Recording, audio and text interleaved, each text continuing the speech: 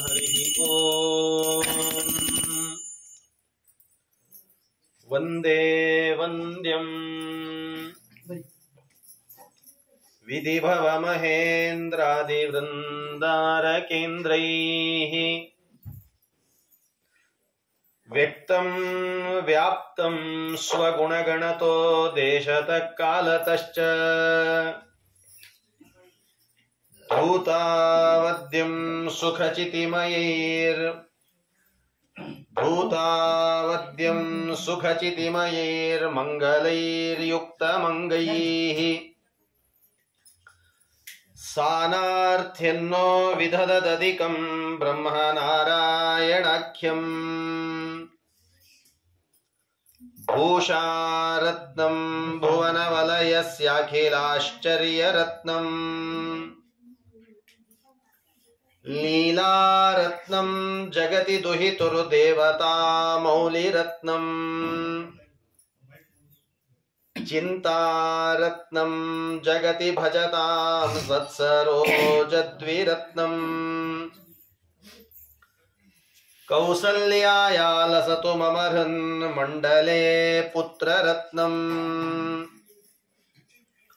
ಶುಕ್ಲಾಂಬರಧರಂ ವಿಷ್ಣುಂ ಶಶಿವರ್ಣಂ ಚತುರ್ಭುಜಂ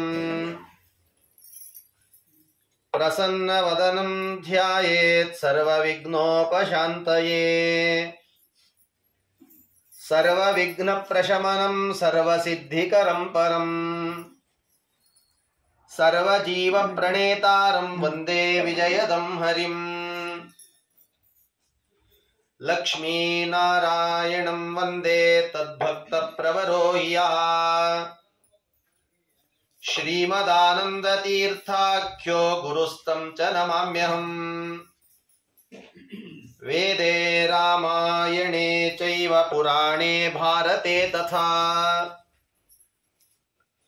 ಆದಾವಂತೆ ಚ ಮಧ್ಯೆ ಚ ವಿಷ್ಣು ಸರ್ವತ್ರ ಗೀಯತೆ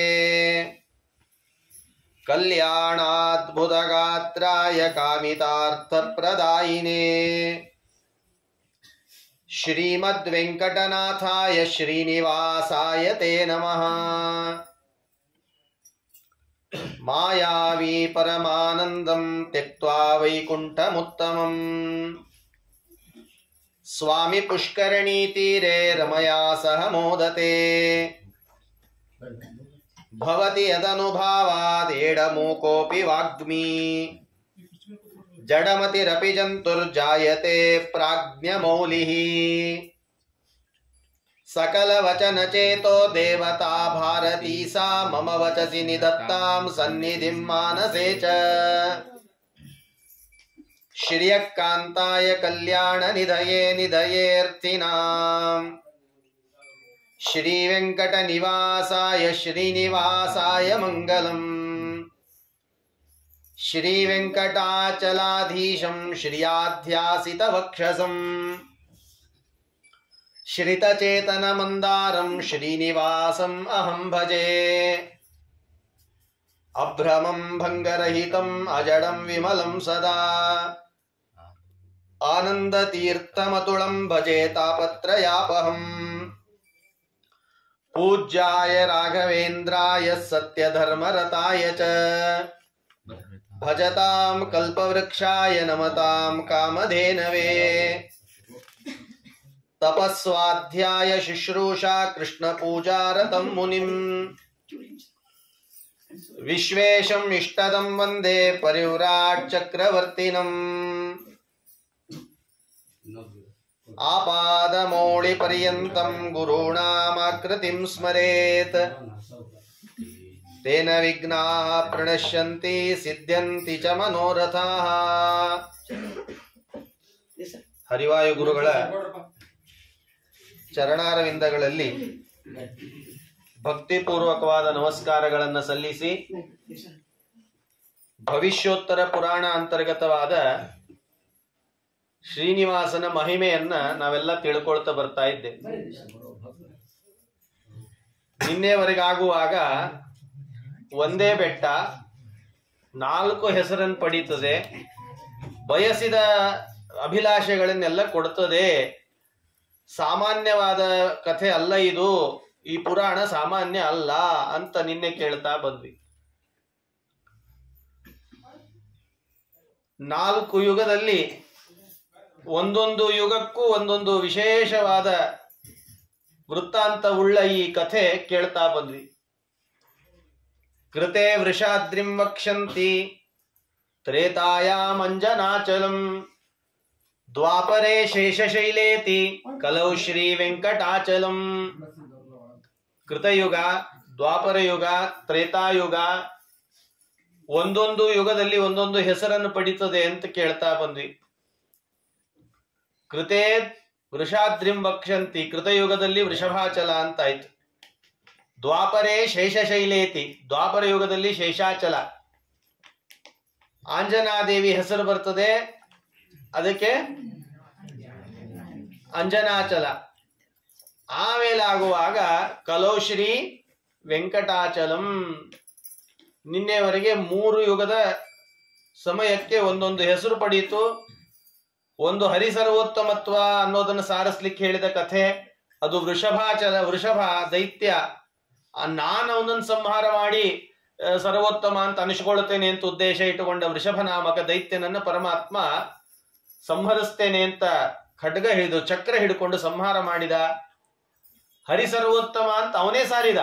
ಯಾವನು ನಾನು ಸರ್ವೋತ್ತಮ ಅಂತ ಹೇಳ್ಕೊಳ್ಳಿಕ್ ಹೊರಟ ವೃಷಭ ಇದ್ದ, ಕೊನೆಗೆ ಅವನೇ ಚಕ್ರಪಾಣೆ ನಮಸ್ತುಭ್ಯಂ ಅಂತ ನಮಸ್ಕಾರ ಮಾಡಿ ಪರಮಾತ್ಮ ಯಚ್ಚಕ್ರೇಣ ಪುರಾರಾಜ, ಯಾರು ಈ ಚಕ್ರ ಮುಟ್ಟೋದ್ರಿಂದ ಶಾಶ್ವತವಾದ ಲೋಕ ಪಡೆದವರಿದ್ದಾರೋ ಹಾಗೆ ನಾನು ಶಾಶ್ವತವಾದ ಲೋಕ ಪಡಿತೀನಿ, ಈ ಚಕ್ರದ ಮಹಿಮೆ ನಾ ಕೇಳಿದೀನಿ ಅಂತ ವೃಷಭ ನಾಮಕ ದೈತ್ಯ ಕೊನೆಗೆ ಮರಣ ಹೊಂದುವ ಸಮಯಕ್ಕೆ ನೀನೇ ಪರಮಾತ್ಮ, ನೀನೇ ಸರ್ವೋತ್ತಮ ಅಂತ ಅಷ್ಟು ಹೇಳಿಕೊಂಡು ಪರಮಾತ್ಮನನ್ನ ನಾಮಸ್ಮರಣೆ ಮಾಡಿಕೊಂಡು ಹೊರಟನಂತ. ಅದು ಮೊದಲು ಹೇಳಿದ ಕಥೆ. ಆ ನಂತರ ಅಲ್ಲಿ ಹನುಮಂತ ಅವತರಿಸಿದ ಕಥೆ. ಆಮೇಲೆ ಅದೇ ಬೆಟ್ಟವನ್ನೇ ಹನುಮಂತ ವಾಯು ಜೀವೋತ್ತಮ ಅಂತ ಹೇಳಲಿಕ್ಕೆ ಹೇಳಿದ ಕಥೆಯನ್ನು ನಾವೆಲ್ಲ ಕೇಳ್ತಾ ಬಂದ್ವಿ. ಯಾಕೆ ಹೇಳಿಲ್ವಾ ಶೇಷದೇವರು, ನಮಸ್ತೆ ವಾಯೋ ತ್ವಮೇವ ಪ್ರತ್ಯಕ್ಷಂ ಬ್ರಹ್ಮಾಸಿ. ವಾಯು, ನೀನೇನೋ ಪರಮಾತ್ಮನ ವಿಶೇಷ ಸನ್ನಿಧಾನ ಪಾತ್ರ, ನೀನು ಪ್ರೀತಿ ಪಾತ್ರನಾದವನು ನೀನು. ನಿನ್ನನ್ನ ಈ ಥರದಲ್ಲಿ ನಾನು ಅರ್ಥೈಸಿಕೊಂಡಿದ್ದೇನೆ, ಇದನ್ನೇ ನಾನು ಸಾರ್ತೇನೆ, ಅಷ್ಟೇ ಅಲ್ಲ ಸತ್ಯವನ್ನೇ ಹೇಳ್ತೇನೆ ಅಂತ ಶೇಷದೇವರು ಅಷ್ಟು ಹೇಳ್ಕೊಳ್ತಾರೆ. ಇಷ್ಟು ಕಥೆಯನ್ನು ಕೇಳ್ತಾ ಬಂದ್ವಿ. ಅದ್ಯ ಕಥಾನುವಾದ 5 ನಿಮಿಷ ಮೊದಲು ಇಷ್ಟು ನೆನಪು ಮಾಡಬೇಕು. ಆಮೇಲೆ ಹೇಳುವಾಗ ಇದನ್ನೊಂದು ಹೇಳಬೇಕು. ಅಲ್ಲಿ ಸೂತ ಪುರಾಣಿಕರು, ಶೌನಕಾದಿಗಳು, ಜನಕ ರಾಜ, ಇದೆಲ್ಲ ನೆನಪು ಮಾಡಬೇಕು. ಇಲ್ಲ ಯಾರೇನು ಅಂತ ಗೊತ್ತಾಗಲ್ಲ, ಲಿಂಕೆ ಹತ್ತಾಗಿಲ್ಲ ಯಾರು. ಅದ್ಯ ಕಥಾನುವಾದ, ಇವತ್ತಿನ ಕಥೆ ಪ್ರಾರಂಭ ಆಗ್ತದೆ. ಕಲೌ ಶ್ರೀ ವೆಂಕಟಾಚಲಂ ಕೃತೆ ವೃಷಾದ್ರಿಂ ವಕ್ಷಂತಿ ತ್ರೇತಾಯಾಮಂಜನಾಚಲಂ ದ್ವಾಪರೇ ಶೇಷಶೈಲೇತಿ ಕಲೌ ಶ್ರೀ ವೆಂಕಟಾಚಲಂ. ಕಲಿಯುಗದಲ್ಲಿ ಅದೇ ಬೆಟ್ಟಕ್ಕೆ ವೆಂಕಟಾಚಲ ಅಂತ ನಾಮಕರಣ ಮಾಡಿದ್ರಂತ. ಏನ ವೆಂಕಟಾಚಲ ಅಂತ ನಾಮಕರಣ ಮಾಡ್ಲಿಕ್ಕೆ ಏನಲ್ಲಿ ಒಂದು ಕಥೆ ನಡೀತು, ಅಂಥ ಒಂದು ಪ್ರಸಂಗ ಬಂದದ್ದಾದ್ರೂ ಹೇಗೆ, ಏನು ವೆಂಕಟಾಚಲ ಅಂದ್ರೆ ಏನು ಅಂತ ಕೇಳುವಾಗ ಈತ ಕಲೌ ವೆಂಕಟ ಶೈಲೇತಿ ಕಥಂ ನಾಮ ಮಹಾಮುನೇ, ಅದು ಹೇಗೆ ಹೆಸರು ಬಂತು ಅದನ್ನು ಹೇಳ್ರಿ ಅಂತ ಶತಾನಂದರಿಗೆ ಜನಕ ಕೇಳಿದ್ನಂತ.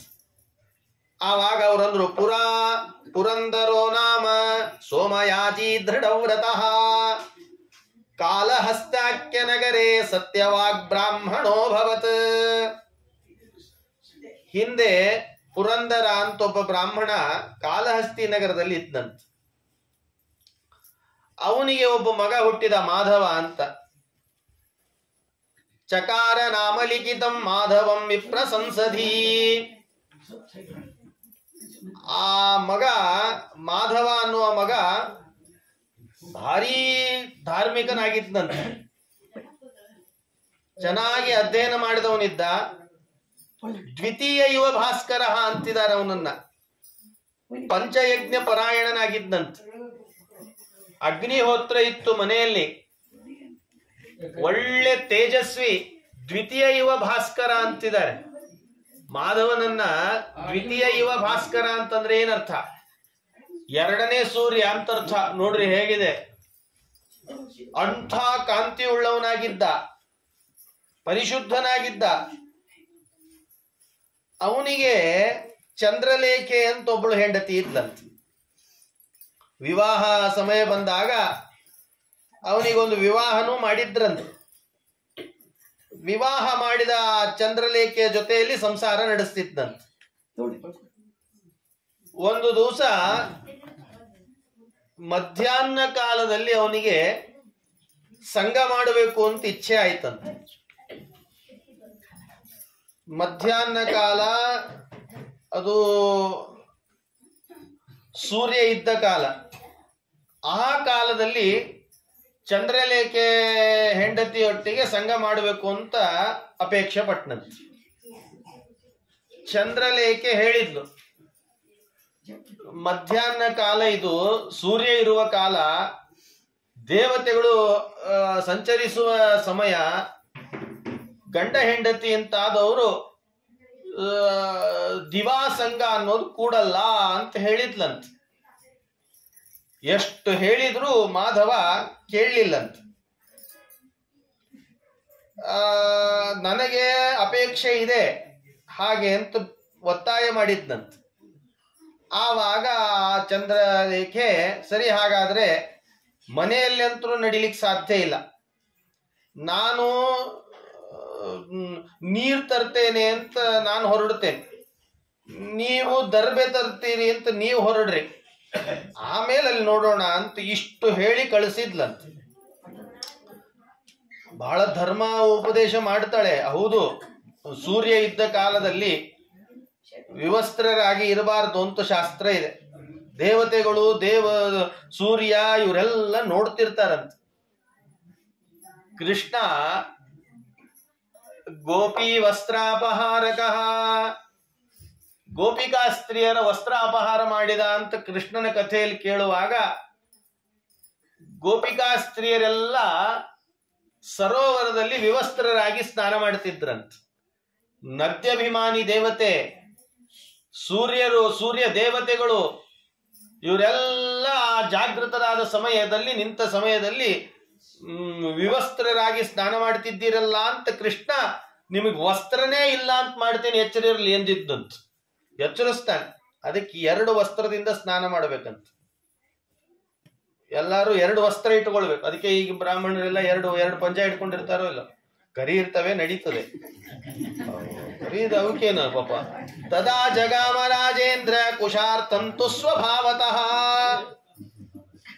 ಯುಕ್ತ ಮುಕ್ತಂ ತ್ವಯಾ ಭದ್ರ ಗಚ್ಚಾಮಿ ಭವನಂ ಸ್ವಕಂ. ಇದ್ದಕ್ಕಿದ್ದ ಹಾಗೆ ಆ ಚಂದ್ರಲೇಖೆ ಕರ್ಕೊಂಡು ಬರುವ ಮಾಧವನಿಗೆ ಮತ್ತೊಬ್ಬಳು ಹೆಣ್ಣಿನ ಕುಂತಲೆ ಅನ್ನೋಳನ್ನು ನೋಡಿದ್ನಂತ. ಅವನ ದೃಷ್ಟಿ ಕುಂತಲೆ ಹತ್ರ ಹೋಯ್ತಂತ. ಯಾವಾಗ ಕುಂತಲೆ ಹತ್ರ ಹೋತೋ ಆವಾಗ ಇದ್ದಕ್ಕಿದ್ದ ಹಾಗೆ ಎಲ್ಲಾ ಉಪದೇಶ ನೆನಪಾಯ್ತಂತೆ. ಚಂದ್ರಲೇಖೆ, ಏನ್ ಮನೆಯಲ್ಲಿ ಉಪದೇಶ ಮಾಡಿದಿ? ಸೂರ್ಯ ಇದ್ದಾನೆ, ದೇವತೆಗಳಿರ್ತಾರೆ, ದಿವಾಸಂಗ ಕೂಡದು, ಹಾಗೆ ಅಂತ. ಕೆಲವುದು ಸೂರ್ಯ ಇದ್ದಾಗ ಮಾಡಬಾರ್ದು ಅಂತಂತ. ಏನೇನ್ ಮಾಡಬಾರ್ದು? ನಿದ್ರೆ ಮಾಡಬಾರ್ದು ಅಂತ.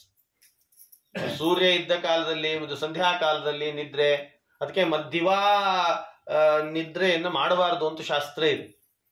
ನಾವು ಮಧ್ಯಾಹ್ನ ಮಲಗ್ತೇವೆ, ರಾತ್ರಿ ಇಡೀ ಎಚ್ಚಿರ್ತೇವೆ, ಮೊಬೈಲ್ ನೋಡಿರ್ತೇವಲ್ಲ,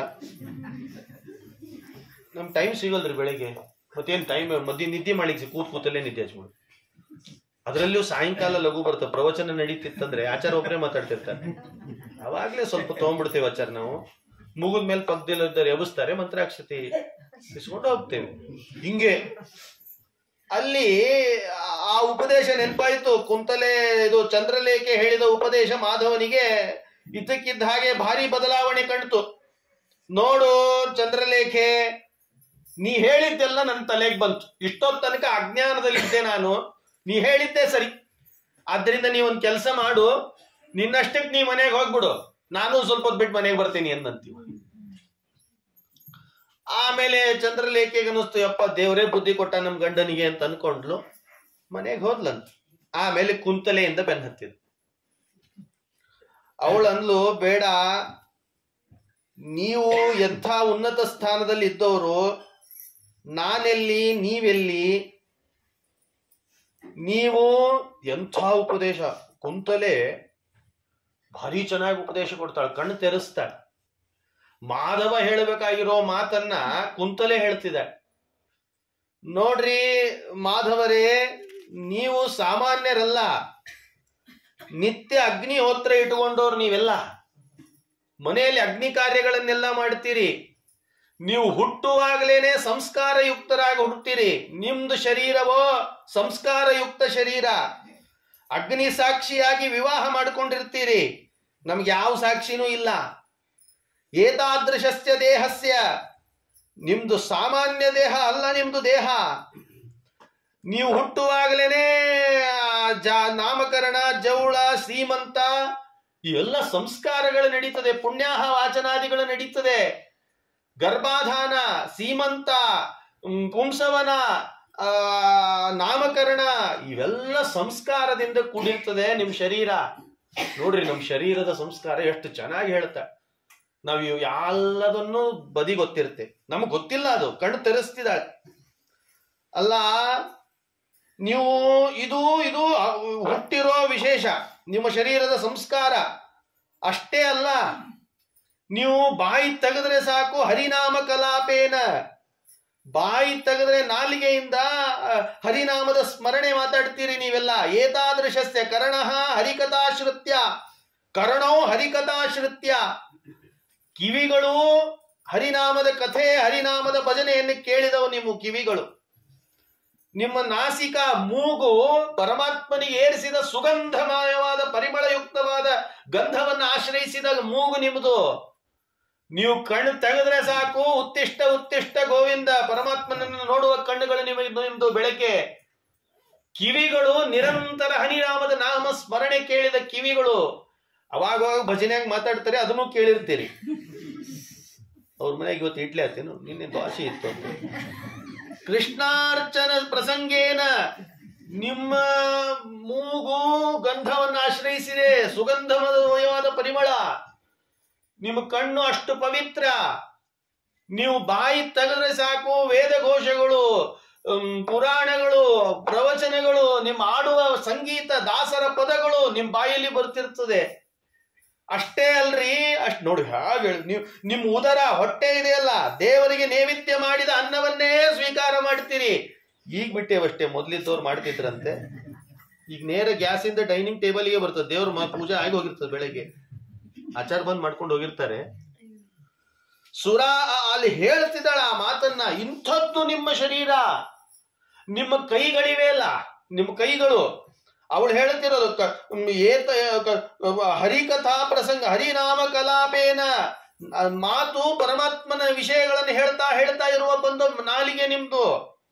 ನಿಮ್ಮ ಪಾದಗಳು ಪುಣ್ಯಕ್ಷೇತ್ರಾನುಚಾರೇಣ, ನಿಮ್ಮ ಪಾದ ಪುಣ್ಯಕ್ಷೇತ್ರಗಳಿಗೆ ಹೋದ ಪಾದಗಳು ನಿಮ್ದೆಲ್ಲ. ಈಗೀಗ ಬೇರೆ ಕಡೆ ಹೋಗಿರ್ತಾರೆ, ದಿಲ್ಲಿ ತನಕ ಬಂದಿವಿ, ಮತ್ ಅದೊಂದು ಮಿರರ್ ನೋಡಿ ಬರೋಣ ಅಂತಿರ್ತಾರೆ ಕೆಲವರು. ಮತ್ ಬಂದ್ಮೇಲೆ ಜನವರ ಹಾಕೋಬೇಕಷ್ಟೆ. ಅಲ್ಲ, ನೀವು ಮಾತಾಡಿದ್ರೆ ಶುಭವಾದದನ್ನ ಮಾತಾಡ್ತೀರಿ. ನಮ್ಮ ಮಾತಾ ಅವಾಚ್ಯ ಶಬ್ದಗಳು. ನಮ್ಮಲ್ಲಿ ಹುಬ್ಳಿ ಧಾರವಾಡ ಭಾಷೆ, ಅವು ಯಾವ ಮುಗಿಯೋದೇ ಇಲ್ಲವು. ಬಾಯಿ ಪ್ರಾರಂಭವೇ ಬೈಗಳ ನಮ್ದಲ್ಲಿ. ಅಂಥ ಶುದ್ಧವಾದ ಶರೀರ ನಿಮ್ದು. ಏತಾದೃಶಸ್ಯ ದೇಹಸ್ಯ, ನೋಡ್ರಿ ಅವಳು ಹೇಳ್ತಿದ್ದಾಳೆ ಈ ಮಾತನ್ನ.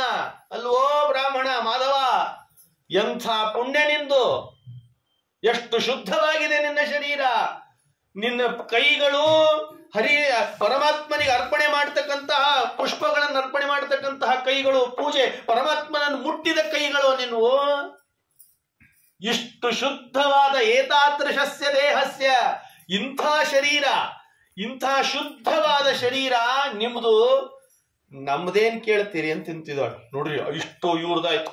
ಮೊದಲು ಸಂಸ್ಕಾರಯುಕ್ತವಾದ ಶರೀರ, ಆಮೇಲೆ ಆ ಶರೀರದಿಂದ ಆಗಿದ ಕಾರ್ಯಗಳು, ಯುದ್ಧ ಶುದ್ಧತೆ, ಸಂಸ್ಕಾರ ಇಷ್ಟಾಗಿದೆ ನಿಮ್ಮ ಶರೀರಕ್ಕೆ, ಇಷ್ಟು ಪವಿತ್ರವಾದ ಅಗ್ನಿಹೋತ್ರ, ಮನೆಯಲ್ಲಿ ಅಗ್ನಿಹೋತ್ರ ಇದೆ ಅಂಥವರು ನೀವು ಮಾಧವ ನಂದೇನ್ ಕೇಳ್ತೀರಿ ಅಂತ ನೋಡ್ರಿ ಹೇಗಿರಿ. ನಂದೇನ್ ಕೇಳ್ತೀರಿ? ಸುರಾಮಾಸಾಸನೇನೈವ, ನನ್ನ ಶರೀರ ಯಾವ ಸಂಸ್ಕಾರ ಇಲ್ಲ, ಯಾವಾಗ ಹುಟ್ಟಿದ್ನೋ ನನಗೆ ಗೊತ್ತಿಲ್ಲ, ಹೇಗೆ ಹುಟ್ಟಿದೆ, ಯಾವಾಗ ಹುಟ್ಟಿದೆ ಅನ್ನೋ ಕಲ್ಪನೆನೂ ನನಗಿಲ್ಲ. ನಾವು ನೋಡಿದ್ರೆ ಯಾವುದನ್ನು ನೋಡಬಾರ್ದು ಅದನ್ನೇ ನೋಡ್ತಿರ್ತೇವೆ. ಮಾತಾಡಿದ್ರೆ ಹುಬ್ಳಿ ಧಾರವಾಡ ಭಾಷೆನೇ ಮಾತಾಡ್ತೀವಿ, ಅವಾಗ ಜಾಸ್ತಿ ಅವಾಚ್ಯ ಮಾತುಗಳು. ಕೇಳೋದ ಬರೀ ಗ್ರಾಮ್ಯ ಗೀತೆ, ಒಂದು ದಾಸರ ಪದ ಕೇಳೋದೇ ಇಲ್ಲ ನಾವು. ನಮ್ಗೆ ಹೊಸಾದ್ ಯಾವ್ದಾದ್ರು ಬಂದ್ಬಿಟ್ರೆ ಅದನ್ನೇ ಗುಣು ಗುಣು ಗುಣು ಗುಣು ಗುಣು ಗುಣು. ಬಾತ್ರೂಮ್ಗೆ ಹೋದ್ರು ಅದೇ, ದೇವ್ರ ಮನೆಗೆ ಹೋದ್ರು ಪುಣ್ಯ, ಅದು ದೇವ್ರ ಪುಣ್ಯನೋ ಯಾರ ಪುಣ್ಯ ಗೊತ್ತಿಲ್ಲ. ಹಾಲ್ನ್ಯಾಗ ನಿಂತ್ರು ಅದೇ, ಮೊಬೈಲ್ ಹಿಡಿದ್ರು ಅದೇ, ಕಿವ್ಯಾಗು ಅದೇ. ಅಮ್ಮ ಮೊಸರು ತೋಮ ಅಂತಿರ್ತಾಳೆ, ಈಕಿ ಕಿವ್ಯಾಗ ಹಾಕೊಂಡು ಕೂತಿರ್ತಾಳೆ. ತಲೆಗೆ ಹೊಡೆದಾಗ ಕಿವ್ಯಾಗಿನ ಹೊರಗೆ ಬರ್ತಾವ, ಆಮೇಲೆ ಏನಂದಿ ಅಂತ ಕೇಳ್ತಾಳೆ. ಅವಾಚ್ಯವಾದ ಮಾತುಗಳು, ಸುರ, ಮಾಂಸ, ಮಾಂಸದ ಶರೀರ ಇದು, ಚೀಲ ಮುದ್ದೆ ಇದು. ಕುಡಿದ್ರೆ ಸುರಾಪಾನ, ತಿಂದ್ರೆ ಮಾಂಸ, ಇಂಥ ಶರೀರ ಇದು ಅಂತಿದ್ದಾಳೆ. ಇದು ನಾವ್ಯಾರು ಹೇಳಿಕ್ ಪಟ್ಟಿ ಮಾಡಿದ್ದಲ್ಲ, ಅವಳೇ ಹೇಳ್ತಿರೋದು ಇದನ್ನ. ನಾವು ಜಾರಗ್ರಹಕ್ಕೆ ಹೋದ ಪಾದಗಳು ನಮ್ದು. ಎಲ್ಲಿ ಹೋಗಬಾರದೋ ಅಲ್ಲಿ ಹೋಗುವ ಪಾದ ಹೆಜ್ಜೆ ಇಡೋರು ನಾವು. ಅಂತಹ ಏತಾದೃಶಸ್ಯ ಶರೀರಸ್ಯ, ಅಶುದ್ಧವಾದ ಶರೀರ ನಮ್ದು ಅಂತ ಅವಳು ಹೇಳ್ತಿದ್ದಾಳೆ. ಬೇಡ, ಈ ಸಂಘ ಅನ್ನೋದು ಕೂಡಲ್ಲ ಅಂತ ಎಷ್ಟು ಕಣ್ಣು ತೆಗೆಸಿದ್ಲು, ಎಷ್ಟು ಕಣ್ಣು ತೆಗಿಸ್ತಿದ್ದಾಳೆ. ಅಷ್ಟಾದ್ರೂ ಇವನು ಹೇಳಿದ್ನಂತೆ, ಎರಡೇ ಗೊತ್ತಿರೋದು ನನಗೆ, ನನ್ನ ಜಗತ್ನಲ್ಲಿ ಎರಡೇ ಗೊತ್ತಿರೋದು, ಸಂಸ್ಕಾರ ಗಿಂಸಾರ ಎಲ್ಲ ಉಪದೇಶ ನನಗೆ ಗೊತ್ತೇ ಇಲ್ಲ. ಮತ್ತೇನ್ ಗೊತ್ತು? ಒಂದು ಹೆಣ್ಣು ಒಂದು ಗಂಡು ಅನ್ನೋದು ಗೊತ್ತು ನನಗೆ ಅನ್ನಂತೆ ಮಾಧವ. ಕೊನೆಗೆ ಬಲಾತ್ಕಾರ ಮಾಡ್ತಾನೆ. ಆಮೇಲೆ ಅವಳು ಬಲಾತ್ಕಾರ ಮಾಡಿದ್ರಿಂದ ಕುಂತಲೆ ಹೇಳಿದ್ಲಂತೆ, ಇನ್ನು ಮೇಲೆ ನನ್ನ ಜೊತೆಯಲ್ಲೇ ಸೇರ್ಬೇಕು, ನೀ ನನ್ನ ಜೊತೆಯಲ್ಲೇ ಇರ್ಬೇಕು. ತಲಿ ಬೋಳಿಸು, ಜುಟ್ಟು ತೆಗಿ, ಜನಿವಾರ ತೆಗಿ, ಕಚ್ಚೆ ಹಾಕೋದನ್ನ ಬಿಡು. ಇನ್ನು ಹಿಂಗೆ ಒಂದೊಂದೇ ಅವನನ್ನು ಬಿಡಿಸಿ ಸುರಾಪಾನ ಮಾಡಿಸಿ. ನೋಡಿದ್ರೆ ಈಗೆಲ್ಲ ನಾವು ರೆಡಿನೇ ಇದ್ದೇವೆ ಚರ್, ಮತ್ತೆ ಏನು ಬಿಡಿಸ್ಬೇಕು ಅಂತ ಏನು ಇಲ್ಲೇ ಇಲ್ಲ ನಮ್ಗೆ ಅಂತಿರ್ತಾರೆ. ಯಾಕಂದ್ರೆ ಜುಟ್ಟೇ ಇರಲ್ಲ, ಜುಟ್ಟಿಲ್ಲ. ಜನಿವಾರ ಮನೆಯೊಳಗೆ ಡ್ಯೂಟಿಗೆ ಹೋಗುವಾಗ ಮನ್ಯಾಗ ಯಾರಿಗಾರಿ ಅಪ್ಪ ಅಮ್ಮ ಕೈ ಕೊಟ್ಟೋಗಿರ್ತಾರೆ, ಒಳಗಿಟ್ಟಿರಿ, ಬಂದ್ಮೇಲೆ ಹಾಕೋತೀನಿ ಅಂತಾರೆ ಜನಿವಾರ. ಹಿಂಗೆ ಈ ತರ ಬಂದ್ ಹೋಗಿದೆ ಧರ್ಮ. ಆಮೇಲೆ ಸ್ವಲ್ಪ ದಿವಸಕ್ಕೆ, ಎಷ್ಟು ದಿವಸ ನಡೀತದೆ ಸಂಸಾರ, ಕ್ಷಣಿಕ ಇದೆಲ್ಲ. ಕ್ಷಣಿಕ ಸುಖಕ್ಕೋಸ್ಕರ ಮಾಧವ ತನ್ನ ಎಲ್ಲ ತಪಶಕ್ತಿಯನ್ನು ಕಳ್ಕೊಂಡಂತ. ತಪಶಕ್ತಿ ಅದಕ್ಕೆ ಮುಟ್ಟಬೇಡ್ರಿ ಅಂತಿರ್ತಾರೆ. ಏನ್ ಮುಟ್ಟಬೇಡ್ರಿ? ಬೇರೆಯವರೆಲ್ಲ ಏನೇನೋ ಅನ್ಲಿಕ್ಕೆ ಸ್ಟಾರ್ಟ್ ಮಾಡ್ಬಿಟ್ರು ನಮ್ಗೆ. ಆಮೇಲೆ ಮುಟ್ಬೇಡ್ರಿ ಅಂತಿರ್ತಾರೆ. ಮುಟ್ಟಬೇಡ್ರಿ ಅಂದ್ರೆ ನಾವು ಇಷ್ಟು ಸಂಸ್ಕಾರದಿಂದ ಶುದ್ಧಗೊಳಿಸ್ಕೊಂಡಿರ್ತೇವೆ ನಾವು ಶರೀರವನ್ನು. ಅದಕ್ಕೆ ಮುಟ್ಟಬೇಡ್ರಿ ಅನ್ನೋದು. ಅವ್ರೇನ್ ಅನ್ಕೊಂಡ್ಬಿಟ್ರು, ಮಡಿ ಮಾಡ್ತಾನೆ ಆಚಾರ್ಯ ಅಂತ ಅನ್ಕೊಂಡ್ಬಿಟ್ರು. ಮಡಿ ಅಂತಂದ್ರೆ ಏನು ಅಂತೆ ಗೊತ್ತಿಲ್ಲದೆ ಇದ್ರೆ ಈ ತರ ಎಲ್ಲ, ಅದೇನ್ ಯಾರೋ ಭಗವದ್ಗೀತೆ ಸುಡ್ತೀನಿ ಅಂತಂತಾರೆ, ಏನೇನೇನೋ ಓಪನ್ ಸ್ಟೇಟ್ಮೆಂಟ್ ಕೊಟ್ಬಿಡುದು. ಯಾಕಂದ್ರೆ ಅವ್ರು ಓದಿರೋದೇ ಇಲ್ಲ, ಏನ್ ಓದಿರ್ತಾರೋ ಅದನ್ನ ಅರ್ಥೈಸ್ಕೊಂಡಿರಲ್ಲ. ಅದಕ್ಕೆ ಯಾವುದಾದ್ರೂ ಒಂದು ಪದ ಪ್ರಯೋಗ ಮಾಡುವಾಗ ಅದ ಚೆನ್ನಾಗಿ ಅರ್ಥಾನುಸಂಧಾನ ಮಾಡ್ಕೊಳ್ಬೇಕು. ಯಾವುದಾದ್ರೂ ಒಂದು ವಿಷಯವನ್ನ ಮಾತಾಡುವಾಗ ಅದ್ರ ಬಗ್ಗೆ ತಿಳ್ಕೊಂಡ್ರೆ ಅಷ್ಟೇ ಮಾತಾಡಬೇಕು. ಮೇಲ್ ಓದ್ಬಿಡ್ತೀನಿ ಅಂತಂದ್ರೆ ನಿಮ್ ಜೀವನನು ಮೇಲೆ ಹರ್ಕೊಂಡು ಹೋಗ್ತಿರ್ತದೆ. ಇಲ್ಲಿ ಅಷ್ಟು ಮಾತಾಡಿದ್ರಂತೆ ಆ ಮಾಧವ ಕೊನೆಗೆ ಜನಿವಾರನೂ ತೆಗಿಬೇಕಾಯ್ತು, ಜುಟ್ಟು ಬಳಸಬೇಕಾಯ್ತು, ತಲೆ ಬಳಸಬೇಕಾಯ್ತು, ನಿರಂತರ ಮಾಂಸ ಸುರ ಪಾನ ಮಾಡ್ಲಿಕ್ಕತ್ನಂತ. ಕೊನೆಗೆ ಒಂದ್ ದಿವಸ ಅವಳು ಹೋದ್ಲು. ಕುಂತಲೆ ಎಷ್ಟು ದಿವಸ ಇರ್ತಾಳ ಪಾಪ, ಶಾಶ್ವತನ ಸುರಾಪಾನ ಮಾಡಿದ್ಲಕ್ಕೆ, ಅಮೃತಪಾನ ಅಲ್ಲ. ಆದ್ರಿಂದ ಇವನ್ ಯಾವಾಗ ಅವಳು ಸತ್ಲೋ ಅವಾಗ ಇವ್ ಹುಚ್ಚಾದ್ನಂತ. ಮನೆಗೂ ಇಲ್ಲ, ಇಲ್ಲಿರೋಣಂದ್ರೆ ಇವಳು ಇಲ್ಲ. ಇಂಥ ಪರಿಸ್ಥಿತಿ ಮಾಧವನಿಗೆ ಬಂದು ಒದಗ್ತಂತ. ಆಮೇಲೆ ಒಂದ್ ದಿವಸ ಅಲ್ಲೆಲ್ಲೋ ಯಾರ್ಯಾರ್ದೋ ಎಂಜಲ ತಿನ್ಕೊಂಡು ಜೀವನ ಸಾಗಿಸ್ತಿದ್ದಂತ. ಜೀವ ಇದೆ, ಹೋಗಿಲ್ಲ, ಸಾಗಿಸ್ಬೇಕಲ್ಲ. ಆವಾಗ ಒಂದಿಷ್ಟು ಜನ ಉತ್ತರ ಭಾರತದವರೆಲ್ಲ ಯಾತ್ರೆಗೆ ಅಂತ ಹೊರಟಿದ್ರಂತ. ಯಾತ್ರೆಗೆ ಅಂತ ಹೊರಟವ್ರ ಜೊತೆಯಲ್ಲೇ ಸೇರ್ಕೊಂಡಂತ. ಯಾವಾಗ ಉತ್ತರ ಭಾರತದ ಯಾತ್ರಿಕರೆಲ್ಲ ಯಾತ್ರೆಗೆ ಅಂತ ಹೊರಟವರು ಅವ್ರ ಜೊತೆಯಲ್ಲಿ ಸೇರಿದ ಮಾಧವ ಅವರ ಬಿಟ್ಟ ಅನ್ನವನ್ನ ಸ್ವೀಕಾರ ಮಾಡ್ಲಿಕ್ಕೆ ಪ್ರಾರಂಭ ಮಾಡಿದ. ಸ್ವಲ್ಪ ಬುದ್ಧಿ ಭ್ರಮೆ ಆಗಿತ್ತಲ್ಲ, ಎಚ್ಚರ ಆಯ್ತಂತ. ಆಮೇಲೆ ಅವ್ರ ಜೊತೆಯಲ್ಲೇ ಹೆಜ್ಜೆ ಇಡ್ತಾ ಹೊರಟ್ನಂತ. ಹೋಗ್ತಾ ಹೋಗ್ತಾ ಎಲ್ಲರೂ ಸೇರ್ಕೊಂಡು ಈ ಬೆಟ್ಟಕ್ಕೆ ಬಂದ್ರಂತ. ನೋಡ್ರಿ ಹೇಗೆ ಈ ಬೆಟ್ಟಕ್ಕೆ ಬಂದು ಒಂದೊಂದೇ ಆ ಬೆಟ್ಟವನ್ನು ಏರ್ಲಿಕ್ಕೆ ಪ್ರಾರಂಭ ಮಾಡಿದ್ರಂತ. ಯಾವಾಗ ಬೆಟ್ಟ ಏರ್ಲಿ ಅಲ್ಲಿ ತಳಗ ಸ್ನಾನನೂ ಮಾಡಿದ್ರು. ಪುಷ್ಕರಣಿಯಲ್ಲಿ ತಳಗೆ ಸ್ನಾನ ಮಾಡಿ ಆಮೇಲೆ ಬೆಟ್ಟ ಏರ್ಲಿಕ್ಕೆ ಪ್ರಾರಂಭ ಮಾಡಿದ್ರು. ಯಾವಾಗ ಬೆಟ್ಟ ಏರ್ಲಿಕ್ಕೆ ಪ್ರಾರಂಭ ಮಾಡಿದ್ನೋ ಆ ಪುಣ್ಯದ ಪ್ರಭಾವ, ಪರಮಾತ್ಮನ ಅನುಗ್ರಹ, ಅವ ಮಾಡಿದ ಎಲ್ಲ ಪಾಪ ಸುಡ್ಲಿಕ್ಕೆ ಪ್ರಾರಂಭ ಆಯ್ತಂತ. ಹ್ಯಾಗ್ ಸುಡಬೇಕು? ವಮನ ರೂಪದಲ್ಲಿ ಪಾಪ ಹೊರಗೆ ಬಂತಂತ. ಹೇಗೆ ಹತ್ತುತ್ತಾನೋ ಹಾಗಾಗಿ ವಮನ ಮಾಡ್ಲಿಕ್ಕೆ ಪ್ರಾರಂಭ ಮಾಡಿದ್ನಂತ. ಆ ವಮನ ಆದ ಎಲ್ಲ ವಾಂತಿ ತಳಗ್ ಬಿದ್ದಾಗ ಸುಟ್ಟು ಭಸ್ಮ ಆಗ್ತಿತ್ತಂತ. ನೋಡ್ರಿ ಹೇಗಿದೆ ಬೆಟ್ಟ. ಎಲ್ಲ ಬೆಟ್ಟ ಮೇಲೆ ಏರಿ ಹೋದ ಮೇಲೆ ಸರ್ವ ಪಾಪಗಳೆಲ್ಲ ನಾಶ ಆಗೋಗಿತ್ತಂತ. ಹೇಗಿದೆ. ಆಮೇಲೆ ಬೆಟ್ಟ ಏರಿ ದರ್ಶನ ಅಂತ ಅಲ್ಲಿ ಅಡ್ಡಾಡುವಾಗ ಆಮೇಲೆ ಪರಮಾತ್ಮನೇ ಪ್ರತ್ಯಕ್ಷನಾದ್ನಂತ. ಪರಮಾತ್ಮನೇ ಪ್ರತ್ಯಕ್ಷನಾಗಿ ಅನುಗ್ರಹಿಸ್ತಾನೆ. ಅವತ್ತಿನಿಂದ ಈ ಬೆಟ್ಟಕ್ಕೆ ಏನ್ ಹೆಸರು ಕೊಟ್ರು? ವೆಂಕಟಾಚಲ. ಏನ್ ವೆಂಕಟಾಚಲ ಅಂತಂದ್ರೆ ವೇಂ ಪಾಪ, ಕಟದಾಹೆ ಅದನ್ನ ನಾಶ ಮಾಡ್ತದೆ, ಆದ್ರಿಂದ ವೆಂಕಟಾಚಲ ಅಂತ ಆ ಬೆಟ್ಟಕ್ಕೆ ನಾಮಕರಣ ಮಾಡ್ತಾರೆ. ವೇಂ ಪಾಪಂ ಕಟತೆ ಯಸ್ಮಾತ್ ಪಾಪದಾಹನ ಶಕ್ತಿತಃ. ವೇಮ್ ಅಂದ್ರೆ ಪಾಪ, ಅದನ್ನು ನಾಶ ಮಾಡ್ತದೆ. ಅಂಥದ್ದು ಬೆಟ್ಟದ ಮಹಿಮೆ. ಅದಕ್ಕೆ ಅವತ್ತಿನಿಂದ ಆ ಬೆಟ್ಟಕ್ಕೆ ವೆಂಕಟಾಚಲ. ಕಲಿಯುಗದಲ್ಲಿ ಆ ಬೆಟ್ಟಕ್ಕೆ ಏನಂದ್ಬಿಟ್ರು? ಕೃತೆ ವೃಷ. ಹಾಗಾದ್ರೆ 4 ಯುಗದಲ್ಲಿ 4 ಹೆಸರು. ಕೃತೆ ವೃಷಾದ್ರಿಂ ವಕ್ಷಂತಿ, ತ್ರೇತಾಯಾಮ್ ಅಂಜನಾಚಲಂ, ದ್ವಾಪರೇ ಶೇಷಶೈಲೇತಿ, ಕಲೌ ಶ್ರೀ ವೆಂಕಟಾಚಲಂ. ಅವತ್ತಿನಿಂದ ಪರಮಾತ್ಮ ಅವನಿಗೆ ಅನುಗ್ರಹ ಮಾಡಿದ. ಮುಂದೆ ಇದೇ ಬ್ರಾಹ್ಮಣ ಆಕಾಶರಾಜನಾಗಿ ಅಂತ ಬರ್ತಾನೆ. ಇವನ ಮಗಳಾದ ಪದ್ಮಾವತಿಯನ್ನು ಪರಮಾತ್ಮ ವಿವಾಹ ಆಗ್ತಾನೆ ಅಂತ ಇಲ್ಲಿ ಇಷ್ಟು ಪ್ರಸಂಗ ಬರ್ತದೆ. ಇದಕ್ಕೆ 4 ಯುಗದ ಕಥೆ ಅಂತ ಇಷ್ಟು ತಿಳಿಸ್ತಾರೆ. ಅಲ್ಲಿ ಶೇಷದೇವರಿಗೆ ವಾಯುದೇವರು ಹೇಳಿದ್ರಂತ, ನೋಡು ಶೇಷ, ಈ ಬೆಟ್ಟ ಏನು ನಿನ್ನ ನಿಮಿತ್ತದಿಂದ ಆ ದಿಕ್ಕಿನಿಂದ ಈ ದಿಕ್ಕಿಗೆ ಬಂತಲ್ಲ, ಈ ದಿಕ್ಕಿಗೆ ಬಂದಾಗ ಈ ದಿಕ್ಕಿಗೆ ನಿನ್ನ ನಿಮಿತ್ತದಿಂದಲೇನೆ ಪರಮಾತ್ಮ ಈ ಬೆಟ್ಟಕ್ಕೆ ಬರ್ತಾನೆ ಅಂತ ವಾಯುದೇವರು ಹೇಳಿದ್ರಂತ. ಯಾಕೆ ಬಂದ, ಏನ್ ನಡೀತು ಪ್ರಸಂಗ ಅಂತ ಅದನ್ನ ಹೇಳಲಿಕ್ಕೆ ಪ್ರಾರಂಭ ಮಾಡ್ತಾರೆ ಕಥೆಯನ್ನು.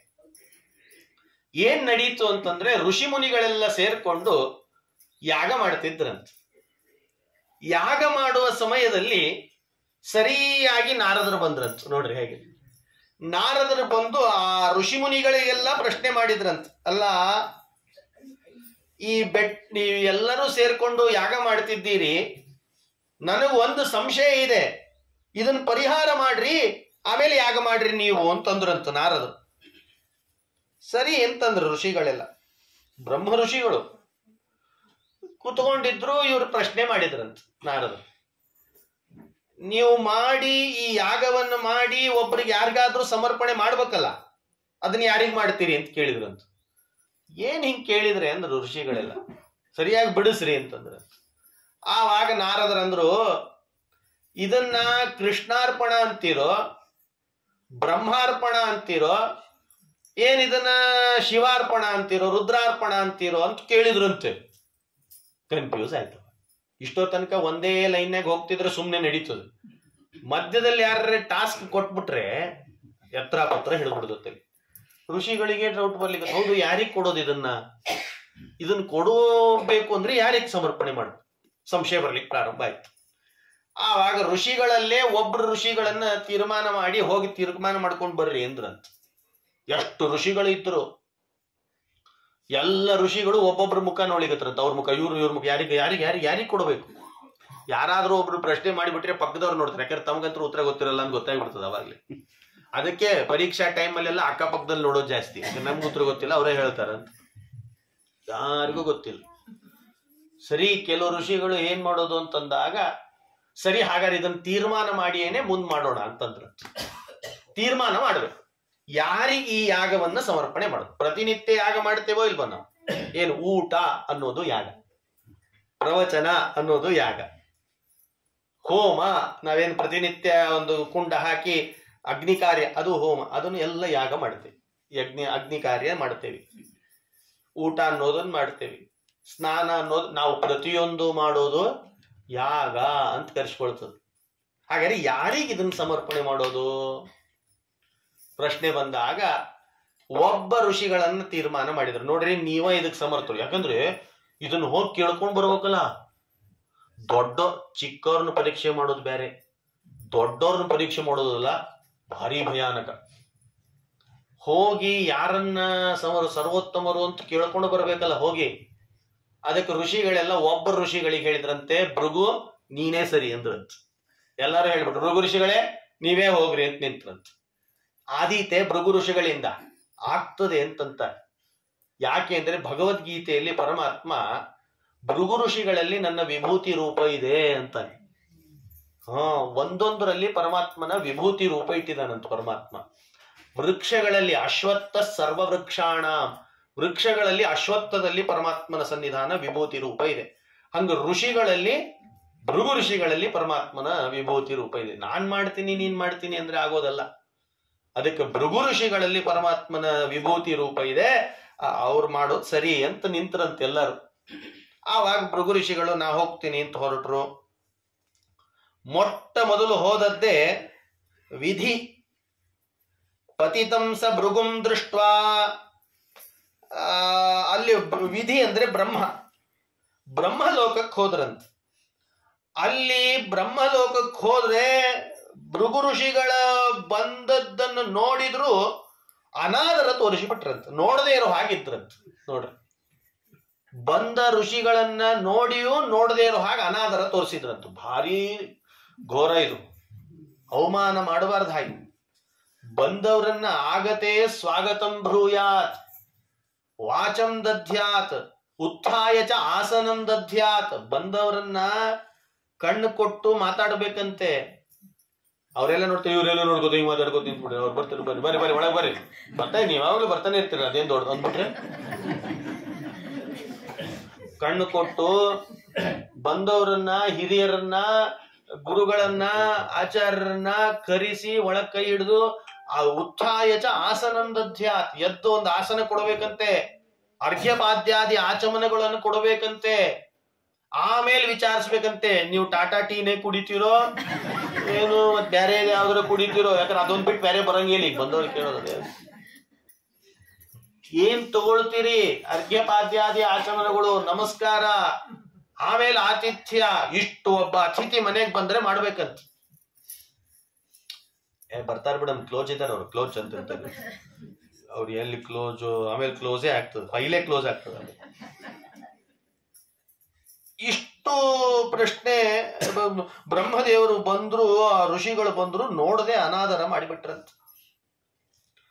ಆವಾಗ ಮನಸ್ಸಿಗೆ ಬಹಳ ಬೇಸರ ಆಯ್ತು. ಅಲಾ ಬ್ರಹ್ಮ, ನಾ ಬಂದಿದ್ದೀನಿ, ನೋಡಿದ್ರು ನೋಡದೇ ಇರೋ ಹಾಗೆ ಮಾಡಿಬಿಟ್ಟಲ್ಲ ಅಂತ ಕೋಪದಿಂದ ಹೊರಟ್ಬಿಟ್ರಂತ ಭೃಗು ಋಷಿಗಳು. ಅಲ್ಲಿಂದ ಹೊರಟ್ಬಿಟ್ರು. ಆಮೇಲೆ ಹೋಗಿದ್ದೆ ಕೈಲಾಸಕ್ಕೆ ಹೋದ್ರಂತ. ಕೈಲಾಸದಲ್ಲಿ ರುದ್ರದೇವರು ಪಾರ್ವತಿಯೊಟ್ಟಿಗೆ ಪ್ರೇಮ ಕಲಹದಲ್ಲಿ ಇದ್ರಂತೆ. ಅದನ್ನ ನೋಡಿದ ಋಷಿಗಳಿಗೆ ಒಳಗೆ ಹೋಗಬಾರದು, ಹೋದ್ರಂತ ಒಳಗೆ. ಪಾರ್ವತಿಗೆ ಮುಜುಗುರ ಆಯ್ತು. ಆವಾಗ ರುದ್ರದೇವರಿಗೆ ಸಿಟ್ಟು ಬಂತು ಶಿವನಿಗೆ.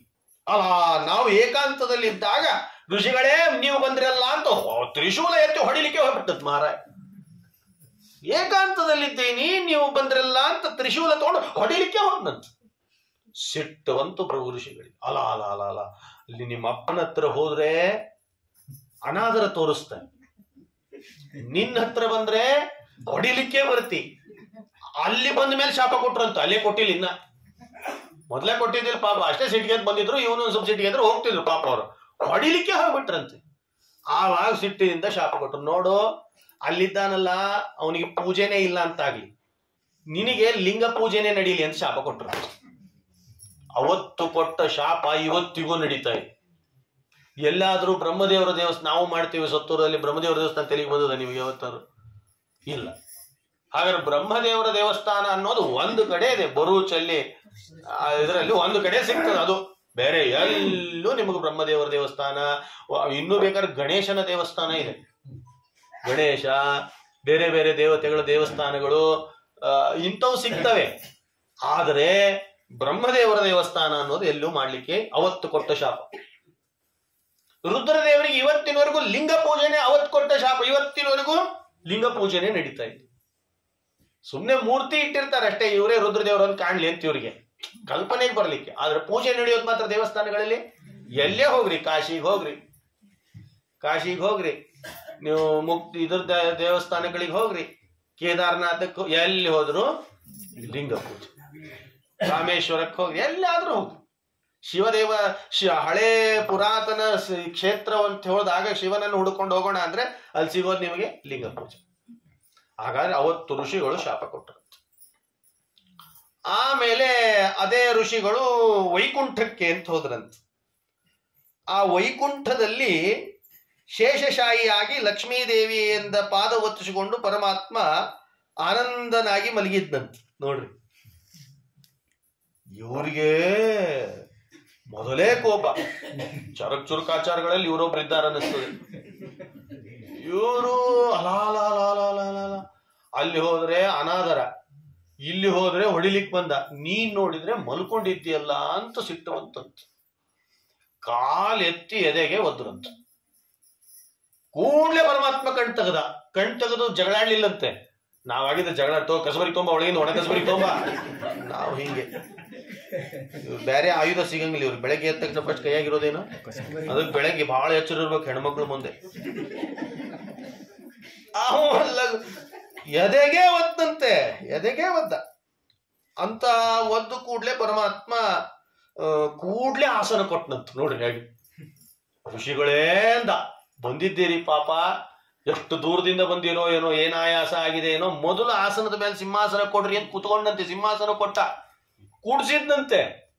ಪರಮ ಆಶ್ಚರ್ಯ ಆಯ್ತು. ಜಾಡ್ಜ್ ಓದ್ತೀನಿ ನನ್ನನ್ನು ಕೂಡ್ಲಿಗತ್ತಾನಲ್ಲಿವ ಅಂತ ಇವ್ರಿಗೆ ಒಳಗೊಳಗ್ ಮುಜುಗುರ ಸ್ಟಾರ್ಟ್ ಆಯ್ತು ಭೃಗು ಋಷಿಗಳಿಗೆ. ಪರಮಾತ್ಮ ಲಕ್ಷ್ಮೀ ಅಂದ, ಏನು ಗೀಸರ್ ಹಾಕಿದ್ದಿಲ್ಲ, ಬೇಗ ಒಂದ್ ತಂಗಿ ಬಿಸಿನೀರು ತಂದ್ಬಿಡು, ತಂಪು ಬಾಳ ಆಗ್ಯದ ಇಲ್ಲಿ, ಧನುರ್ಮಾಸ ಪ್ರಾರಂಭ ಚಳಿ, ಬೇಗ ಒಂದ್ ತಂಗಿ ಬೆಳ್ಳಿದ ತೊಂಬಾರ ತರಿಸಿ ಅಕ್ಕಿ ಕೈಯಾಗ ತರಿಸಿದ್ನಂತ.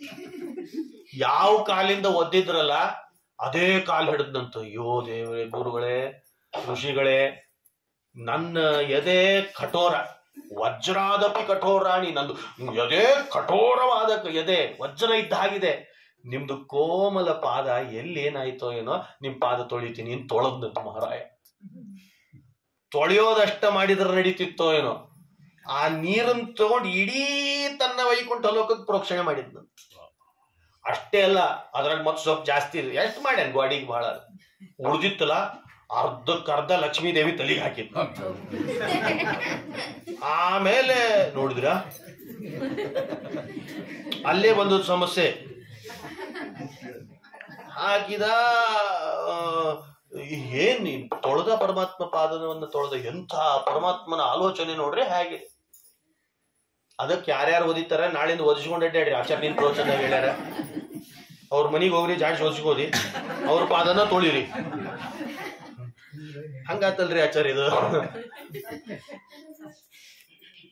ಎಂಥ ಮರ್ಮ ಇದೆ ಅಂತಂದ್ರೆ, ಪ್ರತಿನಿತ್ಯ ಸಮುದ್ರದ ಸ್ನಾನ ಮಾಡ್ಲಿಕ್ಕಾಗಲ್ಲ. ಸಮುದ್ರವನ್ನ ಏನು ವೈಶಿಷ್ಟ್ಯ, ಭೃಗು ಋಷಿಗಳ ಪಾದವನ್ನು ತೊಳೆದ ಪರಮಾತ್ಮ ಪ್ರೋಕ್ಷಣೆ ಮಾಡಿದ ಅಂತಂದ್ರೆ ಕೋಟಿ ತೀರ್ಥದ ಸನ್ನಿಧಾನ ಇರ್ತದಂತೆ. ಬ್ರಹ್ಮ ಋಷಿಗಳ ಪಾದದಲ್ಲಿ, ಭಾಗವತೋತ್ತಮರ ಪಾದದಲ್ಲಿ, ಇಂಥ ಅದು ಬಲಭಾಗದ ಪಾದದಲ್ಲಿ ಇರ್ತದಂತೆ. ಅದನ್ನು ಹೇಳ್ತಿದೆ. ಪ್ರತಿನಿತ್ಯ ಸಮುದ್ರ ಸ್ನಾನ ಮಾಡ್ಲಿಕ್ಕಾಗಲ್ಲ, ಮುಟ್ಲಿಕ್ಕೆ ಇಲ್ಲೇ ಇಲ್ಲ, ನಿಯಮವೇ ಇಲ್ಲ. ಪರ್ವಕಾಲದಲ್ಲಿ ಮಾತ್ರ ಸಮುದ್ರ ಮುಟ್ಟಬೇಕಂತ ಸಂಕಲ್ಪ ಮಾಡಿ ಆಮೇಲೆ ಸ್ನಾನ. ಈಗ ಸಮುದ್ರಕ್ಕೆ ಹೋಗ್ತಾರೆ, 25 ಬಂತು, ನಡ್ರಿ 25 ಬಂತು ಹೋಗ್ರಿ, 25 ಬಂತರು ಹೋಗ್ರಿ, ಬಟ್ ಏನ್ 5 ಬಂದ್ರು ಹೊಂಟೆ ಬಿಡ್ತಾರ. 20 ಈ ಟೈಮ್ನಾಗ ಚಲೋ ಆತ್ ನೀವು ಶ್ರೀನಿವಾಸ ಕಲ್ಯಾಣ ಇಳಿಸಿದ್. ಯಾರ್ಯಾರು ಕೇಳಿರ್ತಾರ ಅವ್ರ ಬಿಡ್ತಾರೆ. ಸಮುದ್ರ ಯಾವಾಗ್ಲೂ ಮುಟ್ಬಾರ್ದಂತ, ಮುಟ್ಲಿಕ್ಕೆ ಅಧಿಕಾರ ಇಲ್ಲ. ಪರ್ವಕಾಲದಲ್ಲಿ ಮುಟ್ಬೇಕಂತ. ಅದೊಂದು ರಾಮೇಶ್ವರ ಸಮುದ್ರ ಒಂದು ಬಿಟ್ಟು ಉಳಿದು ಯಾವ ಸಮುದ್ರವನ್ನು ಮುಟ್ಲಿಕ್ಕೆ. ಮತ್ತೇನ್ ಮಾಡ್ಬೇಕು ಹಾಗಾದ್ರೆ? ತೀರ್ಥ ಸ್ನಾನ ಆಗ್ಬೇಕು ಅಂತಂದ್ರೆ ಅದಕ್ಕಂತಾರೆ ತ್ರೈಲೋಕ್ಯೆ ಯಾನಿ ತೀರ್ಥಾನಿ ತಾನಿ ತೀರ್ಥಾನಿ ಸಾಗರೆ, ಸಾಗರೆ ಯಾನಿ ತೀರ್ಥಾನಿ ಪದೇ ವಿಪ್ರಸ್ಯ ದಕ್ಷಿಣೆ. 3 ಲೋಕದ ಕೋಟಿ ತೀರ್ಥ ಸಮುದ್ರದಲ್ಲಿರ್ತದಂತ.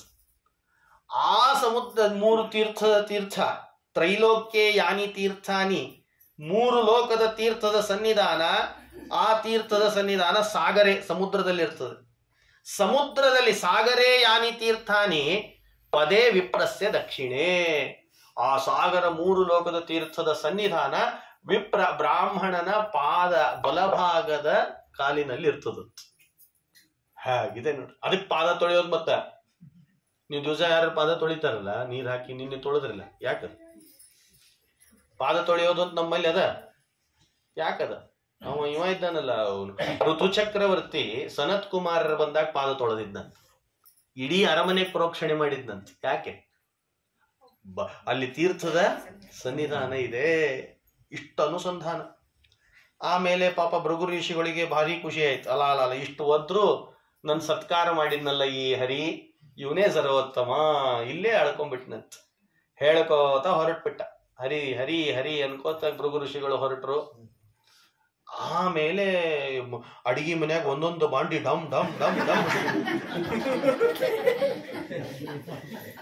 ಏನ್ಪಾ ಇದು ಗ್ಯಾಸ್ ಡಮ್ ಅಂದಂಗಂತಿತ್ತಂತಂಗ. ಅವಾಗೇನೋ ಗ್ಯಾಸ್ ಇದ್ದಿದ್ದಿಲ್ಲ. ಕುಕ್ಕರ್ಗಳು ಅಲ್ಲಿಂದ ಇಲ್ಲಿಂದ ಅತ್ಲಾಗ ಜಿಗಿಯೋದು, ಸೀಟಿ ಜಿಗದಂಗ್ ಜಿಗಿತಿತ್ತು ಅಂತ. ಆಶ್ಚರ್ಯ ಆಯ್ತು ದೇವರಿಗೆ. ಪರಮಾತ್ಮ ಅಂದ, ಇವ್ಯಾಕೆ ಸೀಟಿ ಜಿಗಿಲಿಗತ್ತವ ಲಕ್ಷ್ಮಿ ಏನಂತ ತಲಿಗೆ ಬರ್ತಾವ ಅನ್ಲಕ್ಕಿ, ಬರೇ ಜಿಗಿಲಿಗತ್ತವ ಏಲೆ ತೆಲಿಗೆ ಬರ್ತಾವ ಅಂದಂತ. ಪರಮಾತ್ಮಂದ ಹಿಂಗ್ಯಾಕ್ ಮಾಡ್ತಿದ್ದಿ ಲಕ್ಷ್ಮಿ, ಏನಾಗಿದೆ ಅಂತ ಪಾಪ ಒಳಗ್ ಹೋದ್ನಂತ ಧೈರ್ಯದಿಂದ. ಕೆಲವು ಗಂಡಂದ್ರ ಧೈರ್ಯದಿಂದ, ಆಮೇಲೆ ಅವ್ರೇನ್ ತಲೆದಲ್ಲಿ ವಾಕಿಂಗ್ ಹೋಗ್ಬಿಡ್ತಾರ, ಒಳಗೆ ಹೋಗ್ಬಿಡ್ತಾರ. ಪರಮಾತ್ಮ ಧೈರ್ಯ ಮಾಡಿದ, ಹೋಗೇ ಬಿಡೋಣ ಏನಾಗ್ತದೆ ನೋಡೇ ಬಿಡೋಣ. ಪಾಪ ಎಷ್ಟು ಮಂದಿ ಎಲ್ಲಾರ ತಲೆ ಇಲ್ಲಿ ನೋಡೋಂಗಿಲ್ಲ, ಮನೆಗೆ ಹೋದ್ಮೇಲೆ ನೋಡ್ರಿ. ಆಮೇಲೆ ಪರಮಾತ್ಮ ಒಳಗ್ ಹೋದಾಗ ಲಕ್ಷ್ಮೀದೇವಿ VIP ಅಂತದ್ದು ಸೂಟ್ಕೇಸ್ ಹೆಸರು ಅಂತಂದ್ರೆ 4 ದೊಡ್ಡ ರೆಡಿ ಮಾಡಿದ್ವಿ. ವೀಲ್ ಇತ್ತು ಅಂತ ಎಲ್ಲಾ ರೆಡಿ ಮಾಡ್ಯಾರ. ಹೊಂಟೆ ನೀನ್ ಹೊಂಟೆ ಹಿಂಗ್ಯಾಕ್ ಮಾಡಿದ್? ನಾ ಹೊಂಟೆ. ಆಕಿ ಹುಬ್ಳಿ ಅವಕ್ಕೆ ಆಗಿದ್ಲು ಏನೋ ಏನ್ ಭಾಷೆ. ನಾ ಹೊಂಟೆ ಅಂತವು ಎಲ್ಲಿದ ಕಟ್ಕೊಂಡ್ ಬಂದಿರ್ತೀವೋ ಏನೋ. ಹೊಂಟೆ ಅನ್ನೋದಂತೂ ಕಲಿತಾವ. ಲಕ್ಷ್ಮೀ ದೇವಿ ನಾನು ಇನ್ನು ಹೋಗೋದಷ್ಟು, ನಾ ಹೊರಟೆ. ಅಲ್ಲಿ ಏನಾಗ್ಯದ ನಿಮಗೆ ಯಾಕ? ನಾನಂತೂ ಹೊರಟೆ. ಆಶ್ಚರ್ಯ, ಹಿಂಗ್ಯಾಕ್ ಮಾತಾಡ್ತಿದ್ದಿ ಲಕ್ಷ್ಮಿ, ಏನಾಯ್ತು? ಅದನ್ನ ಬಿಡಿಸಿ ಆದ್ರೂ ಹೇಳ ಸ್ವಲ್ಪ ಅಂತ ಹೇಳಿದ್ಲಂತ. ಆವಾಗಂದ್ಲು, ಯಾರ್ಯಾರು ನನಗೆ ಒದಿತಾರ ಅವ್ರ ಕಾಲು ತೊಳಿತೀರಿ ನೀವು ಅಂದ್ಲಂತ. ಮೊದ್ಲ ಆಕ್ಷೇಪ. ಹಾಗಾದ್ರೆ ನನಗೆ ಯಾರು ಒದಿತಾರ ಅವ್ರ ಕಾಲು ತೊಳಿಯೋರು ನೀವು. ಅಂದ್ರೆ ಗಂಡನಿಗೆ ಮತ್ ಖುಷಿನೇ ತಾನೆ. ಹೆಂಡತಿಗೆ ಯಾರು ಒದ್ರೆ ಇಲ್ಲಿ ಹೇಳ್ಕೊಳಂಗಿಲ್ಲ. ಅವ್ರು ಪಾರ್ಕ್ನ್ಯಾಗ ಕೂತಿರ್ತಾರಲ್ಲ ಇಬ್ಬಿಬ್ರ, ಅವಾಗ ಮಾತಾಡ್ಕೊತಿರ್ತಾರ. ಯಾರು ಒದಿನವಲ್ರು ನೋಡ್ ನನ್ನ ಹೆಂಡತಿಗೆ ಅಂತಿರ್ತಾರೆ. ಹಂಗೆ ಲಕ್ಷ್ಮೀದೇವಿ ಅಂದ್ಲಂತೆ, ನನ್ನ ಒದ್ರೆ ನೀವು ಅವ್ರ ಪಾದ ತೊಳಿತೀರಿ. ಯಾಕೆ ಅಂತ ಕೇಳಿದ್ರೆ, ವಕ್ಷಸ್ಥಳಕ್ಕೆ ಒದ್ದಿದ್ದಾರೆ. ಲಕ್ಷ್ಮೀ ಸನ್ನಿಧಾನ ವಕ್ಷಸ್ಥಳದಲ್ಲಿ ಇರ್ತದೆ. ನನ್ನನ್ನು ಒದಿಯವ್ರನ್ನ ನೀವು ಪಾದ ತೊಳಿತೀರಿ ಅಂದ್ಮೇಲೆ ನನಗಿಲ್ಲಿ ಗೌರವ ಇಲ್ಲ, ನಾನಿರಲ್ಲ ಅಂತ ಆಕ್ಷೇಪ ತಗಲ್ಲ. ನೋಡ್ರಿ ಹೇಗೆ. ಆವಾಗ ಲಕ್ಷ್ಮೀ ದೇವಿಯನ್ನು ಪರಮಾತ್ಮ ಸಮಾಧಾನ ಮಾಡಿದ್ರು, ಕೇಳಲಿಲ್ಲ. ನಾ ಹೊರಟೆ ಅಂತ ಪ್ರೇಮ ಕಲಹ ಮಾಡಿದ್ಲಂತ. ಅದಕ್ಕೆ ಪ್ರೇಮ ಕಲಹ ಅಂತ ಕರೀತಾರೆ. ನಾ ಕೊಲ್ಹಾಪುರಕ್ಕೆ ಹೋಗ್ತೀನಿ ಅಂತ ಬಾಯಿ ಬಿಟ್ಟು ಹೇಳಿಲ್ಲಕ್ಕ ಈಗ ಅಡ್ರೆಸ್. ಹಂಗ ಹೊರಟ್ಲು, ಈಗ ಹೊರಟೆ. ಯಾಕೆ ಮತ್ತೆ ನೀವು ಅಲ್ಲೇ ಬರ್ತೀರಿ. ಬೇಡ, ನಾನು ಹೊರಟೆ ಅಂದ್ಲು. ಹೊರಟೆ ಬಿಟ್ಲಂತ. ಹೊರಡಬೇಕಾಗಿದ್ದೆಲ್ಲಿ? ಕೊಲ್ಹಾಪುರಕ್ಕೆ ಅಂತ ಬಂದ್ಲಂತ. ಯಾಕೆ ಕೊಲ್ಹಾಪುರಕ್ಕೆ ಬಂದ್ಲು? ಅಲ್ಲಿ ಒಬ್ಬ ಕೊಲ್ಹ ಅಂತ ಒಬ್ಬ ರಾಕ್ಷಸ ಇದ್ನಂತ. ಅಮ್ಮ ಅಲ್ಲಿದ್ದ ಸ್ತ್ರೀಯರನ್ನ ಉಪಟಳ ಕೊಡ್ತಿದ್ನಂತ, ಬಲತ್ಕರಿಸ್ತಿದ್ನಂತ, ಹಿಂಸೆ ಕೊಡ್ತಿದ್ನಂತ. ಆ ಇದ್ದ ಎಲ್ಲ ಮುತ್ತೈದೆಯರು, ಸ್ತ್ರೀಯರು, ಮಹಿಳೆಯರು ಎಲ್ಲರೂ ಸೇರಿಕೊಂಡು ಪರಮಾತ್ಮನ ಹತ್ರ ಪ್ರಾರ್ಥನೆ, ಲಕ್ಷ್ಮೀ ದೇವಿ ಹತ್ರ ಪ್ರಾರ್ಥನೆ ಮಾಡಿದಾಗ ಲಕ್ಷ್ಮಿ ಹೇಳಿದ್ಲಂತೆ, ನಾನೇ ಬಂದನ್ನು ಅವನನ್ನು ಸಂಹಾರ ಮಾಡ್ತೀನಿ ಎಂದಿದ್ಲಂತೆ. ಇದೊಂದು ನಿಮಿತ್ತ ಮಾಡ್ಕೊಂಡ್ಬಿಟ್ಲು ಲಕ್ಷ್ಮೀದೇವಿ. ಪ್ರೇಮ ಕಲಹ ಮಾಡ್ಕೊಂಡು ಬಹಳ ದೂರ ಇಲ್ಲ, 200 ಕಿಲೋಮೀಟರ್ ಇಲ್ಲ ನಮ್ಮ ಹುಬ್ಳಿಗೆ. ನೋಡ್ರಿ, ನಮ್ಮ ಹುಬ್ಳಿ ಹತ್ರ ಬಂದಳು ಲಕ್ಷ್ಮೀದೇವಿ. ಎಷ್ಟದ 180 ಕಿಲೋಮೀಟರ್ ಇರ್ಬೇಕು ಬಾಳ.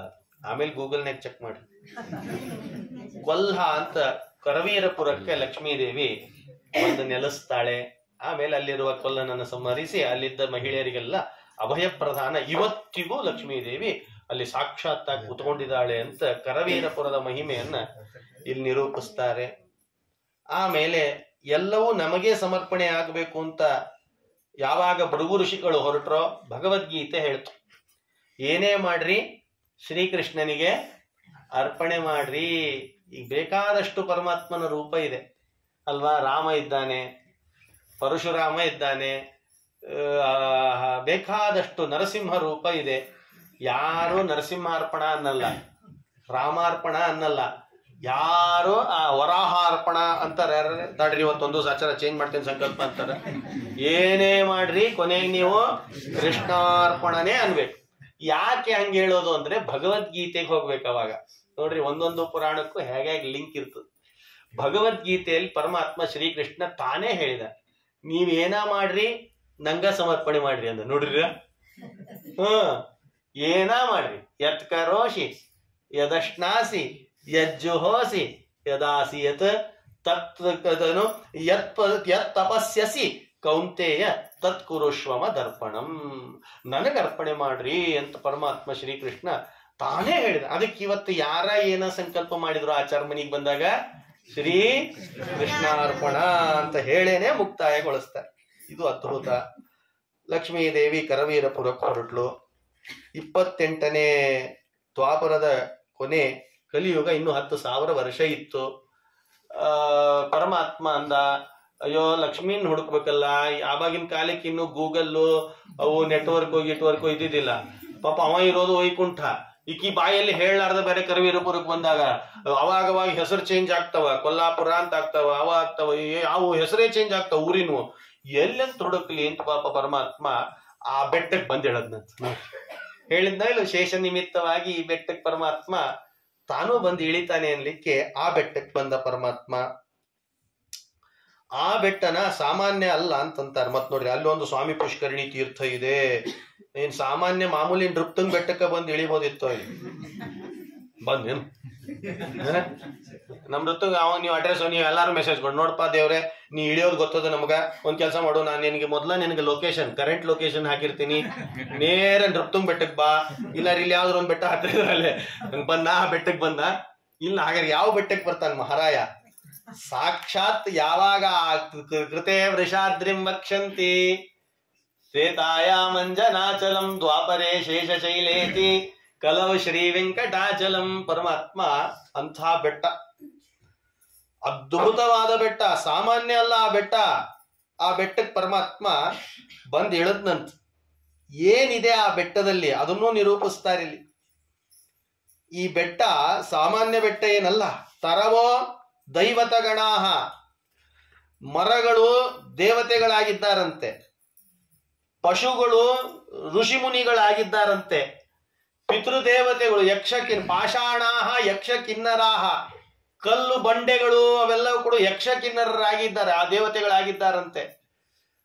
ಹಕ್ಕಿ ಪಕ್ಷಿಗಳೆಲ್ಲ ಪಿತೃದೇವತೆಗಳಾಗಿದ್ದಾರಂತೆ. ನೋಡ್ರಿ ಹೇಗಿದೆ, ಆಯಾ ರೂಪದಲ್ಲಿ ಆ ಬೆಟ್ಟದಲ್ಲಿ ಸನ್ನಿಹಿತರಾಗಿದ್ದಾರೆ. ಸಾಮಾನ್ಯ ಬೆಟ್ಟ ಅಲ್ಲ, ಸುಮ್ಮನೆ ನೋಡ್ಲಿಕ್ಕೆ ನಮಗೆ ಕಲ್ಲು ಮಣ್ಣು ಗಿಡ ಅಂತ ಅನಿಸ್ತದೆ.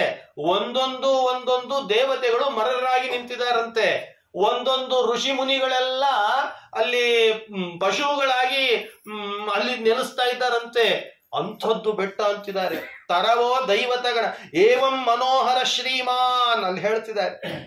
ಏವಂ ಮನೋಹರ ಶ್ರೀಮಾನ್ ಪರ್ವತಃ ಪುಣ್ಯಕಾನನಃ ತರವೋ ದೈವತಗಣಾಃ ಮೃಗಾಶ್ಚ ಮುನಿಪುಂಗವಾಃ ಪಿತರ ಪಕ್ಷಿಣಃ ಸರ್ವೇ ಪಾಷಾಣ ಯಕ್ಷ ಕಿನ್ನರಾಃ ಏವಂ ಪ್ರಭಾವೋಸ್ಯ ಗಿರೀಂದ್ರ ಜನ್ಮನಃ ವೆಂಕಟಾದ್ರೇಸ್ತು ಹರೇಃ ತಥೈವ. ತರವೋ ದೈವತಗಣಾಹ ಅಂತಂದ್ರೆ ಮರಗಳೆಲ್ಲ ದೇವತೆಗಳು, ದೇವತೆಗಳೇ ಮರ ರೂಪದಲ್ಲಿ ನಿಂತಿದಾರಂತೆ. ಮುನಿಗಳು ಮೃಗರಾಗಿ ನಿಂತಿದಾರಂತೆ, ಪಕ್ಷಿಗಳು ಪಿತೃದೇವತೆಗಳಾಗಿ ನಿಂತಾರಂತೆ, ಕಲ್ಲು ಕಲ್ಲಿನ ಹೆಂಟೆಗಳು ಅವೆಲ್ಲ ಯಕ್ಷ ಕಿನ್ನರರಾಗಿದ್ದಾರಂತೆ. ನೋಡ್ರಿ, ಇಂಥದ್ದು ಆ ಪರ್ವತ ಅಂತಿದ್ದಾರೆ, ಸಾಮಾನ್ಯ ಅಲ್ಲ. ನಮಗ್ ನೋಡ್ಲಿಕ್ಕೆ ಹಂಗ ಅನಿಸ್ತದೆ. ಜಾನಂತಿ ತೇ ಬ್ರಹ್ಮ ಶಿವೇಂದ್ರ ಪೂರ್ವಕ ಅತ್ಯಲ್ಪ ವೀರ್ಯ ಮನುಜಾಸ್ತು ಕಿಂ ಪುನಃ ಏವಂ ಪ್ರಭಾವೋಸ್ಯ ಗಿರೀಂದ್ರ ಜನ್ಮನಃ ಶ್ರೀ ವೆಂಕಟಾದ್ರೇಸ್ತು ಹರೇಸ್ತಥೈವ ಜಾನಂತಿ ತೇ ಬ್ರಹ್ಮ ಶಿವೇಂದ್ರ ಪೂರ್ವಕ ಅತ್ಯಲ್ಪ ವೀರ್ಯ ಮನುಜಾಸ್ತು ಕಿಂ ಪುನಃ. ಗೊತ್ತಿದೆ ಅಂತೆ. ಯಾರಿಗೆ ಗೊತ್ತಿದೆ ಅಲ್ಲಿ ಮರ ಯಾವುದು, ಈ ಮರ ಈ ಯಾವ ದೇವತೆ, ಈ ಪಕ್ಷಿ ಇದು ಯಾವ್ದು ಪಿತೃದೇವತೆ, ಈ ಕಲ್ಲು ಇದು ಯಾವ್ದು ಯಕ್ಷ, ಇದು ಯಾವನು ಕಿನ್ನರ, ಇದು ಯಾವ ಮರ, ಇದು ಎಲ್ಲಿ ಯಾರು ದೇವತೆಗಳು ನಿಂತಾರೆ, ಇದು ಯಾವ ಮಂಗ್ಯ, ಇಲ್ಲಿ ಯಾರು ದೇವತೆ ಇದ್ದಾನೆ, ಇದೆಲ್ಲ ಗೊತ್ತಿದೆ ಅಂತೆ. ಯಾರಿಗೆ? ನಮಗಲ್ಲ. ಜಾನಂತಿ ತೇ ಬ್ರಹ್ಮ ಶಿವೇಂದ್ರ ಪೂರ್ವಕ. ಇದನ್ನ ತಿಳ್ಕೊಂಡಾರಂತ ಬ್ರಹ್ಮ ರುದ್ರ ಇವ್ರಿಗೆಲ್ಲರಿಗೂ ಗೊತ್ತಂತ ಯಾರ್ಯಾರು ಎಲ್ಲೆಲ್ಲಿ ನಿಂತಾರಂತ. ಅಂಥದ್ದು ಪರ್ವತ. ನಮಗ್ ನೋಡ್ಲಿಕ್ಕೆ ಕಲ್ಲದ ಮಣ್ಣದ, ನಾವು ಬೆಟ್ಟ ಹತ್ತಿದ್ವಿ, ಆಚಾರ ಹೋಗುವಾಗ 4-5 ಜ್ಯೂಸ್ ಕುಡಿದ್ವಿ, 8-10 ಇದನ್ನ ತಿಂದ್ವಿ, ತಿನ್ಕೊಂಡ್ ಊಗುದು ಅದ ಬೆಟ್ಟದಲ್ಲೇನ ಅದ ಮರಕ್ಕ ಹೂಗುಳಿ. ಅದಕ್ಕೆ ಎಂತೆಂತ ಋಷಿ ಮುನಿಗಳು ಸ್ವಾಮಿಗಳು ಮಂಡಿಯಿಂದ ಹತ್ತಿದ್ರು ಅಂತ ಕಥೆ ಕೇಳಿದ್ರೆ, ಮತ್ತೆ ಪಾದ ಸೆದೆಗೆ ಮುಟ್ಸಲ್ಲ ಅಂತಂದು ಹತ್ತದವರಿದ್ದಾರೆ ಆ ಬೆಟ್ಟವನ್ನು. ಅಂಥದ್ದು ಪುಣ್ಯಕರವಾದದ್ದು ಬೆಟ್ಟ. ಆ ಬೆಟ್ಟದಲ್ಲಿ ಇಂಥವರೆಲ್ಲ ಒಂದು ಕಥೆನೇ ನಡೀತು ಅಂತಂತಾರೆ. ಒಂದು ಜ್ವಲಂತ ನಿದರ್ಶನ. ಸಂಸಾರದಲ್ಲಿ ಬೇಸತ್ತಾರೆ ಒಂದಿಷ್ಟು ಜನ. ಜಗಳಾಡಿ ಮುಖ ನೋಡಿದ್ರು ಸಾಕಾಗ್ಯದ ನೋಡ ಅವ್ನ ಜೀವನದಾಗ, ಅಷ್ಟು ಹಿಂಸೆ ಕೊಟ್ಟಿರ್ತಾರೆ. ಯಾರ್ಯಾರಿಗೆ ಅಂತ ಕೇಳ್ಬೇಡ್ರಿ. ಕೆಲವ್ರಿಗೆ ಲಘು ಬರ್ತದ, ಕೆಲವ್ರಿಗೆಲ್ಲ ವಯಸ್ಸಾಗಿ ಅಲ್ಲೆಲ್ಲ ಮೂರ್ರದ ಆಮೇಲೆ ಸಾಕಾಗಿದ್ರಿ ಜೀವನ ಅಂತ.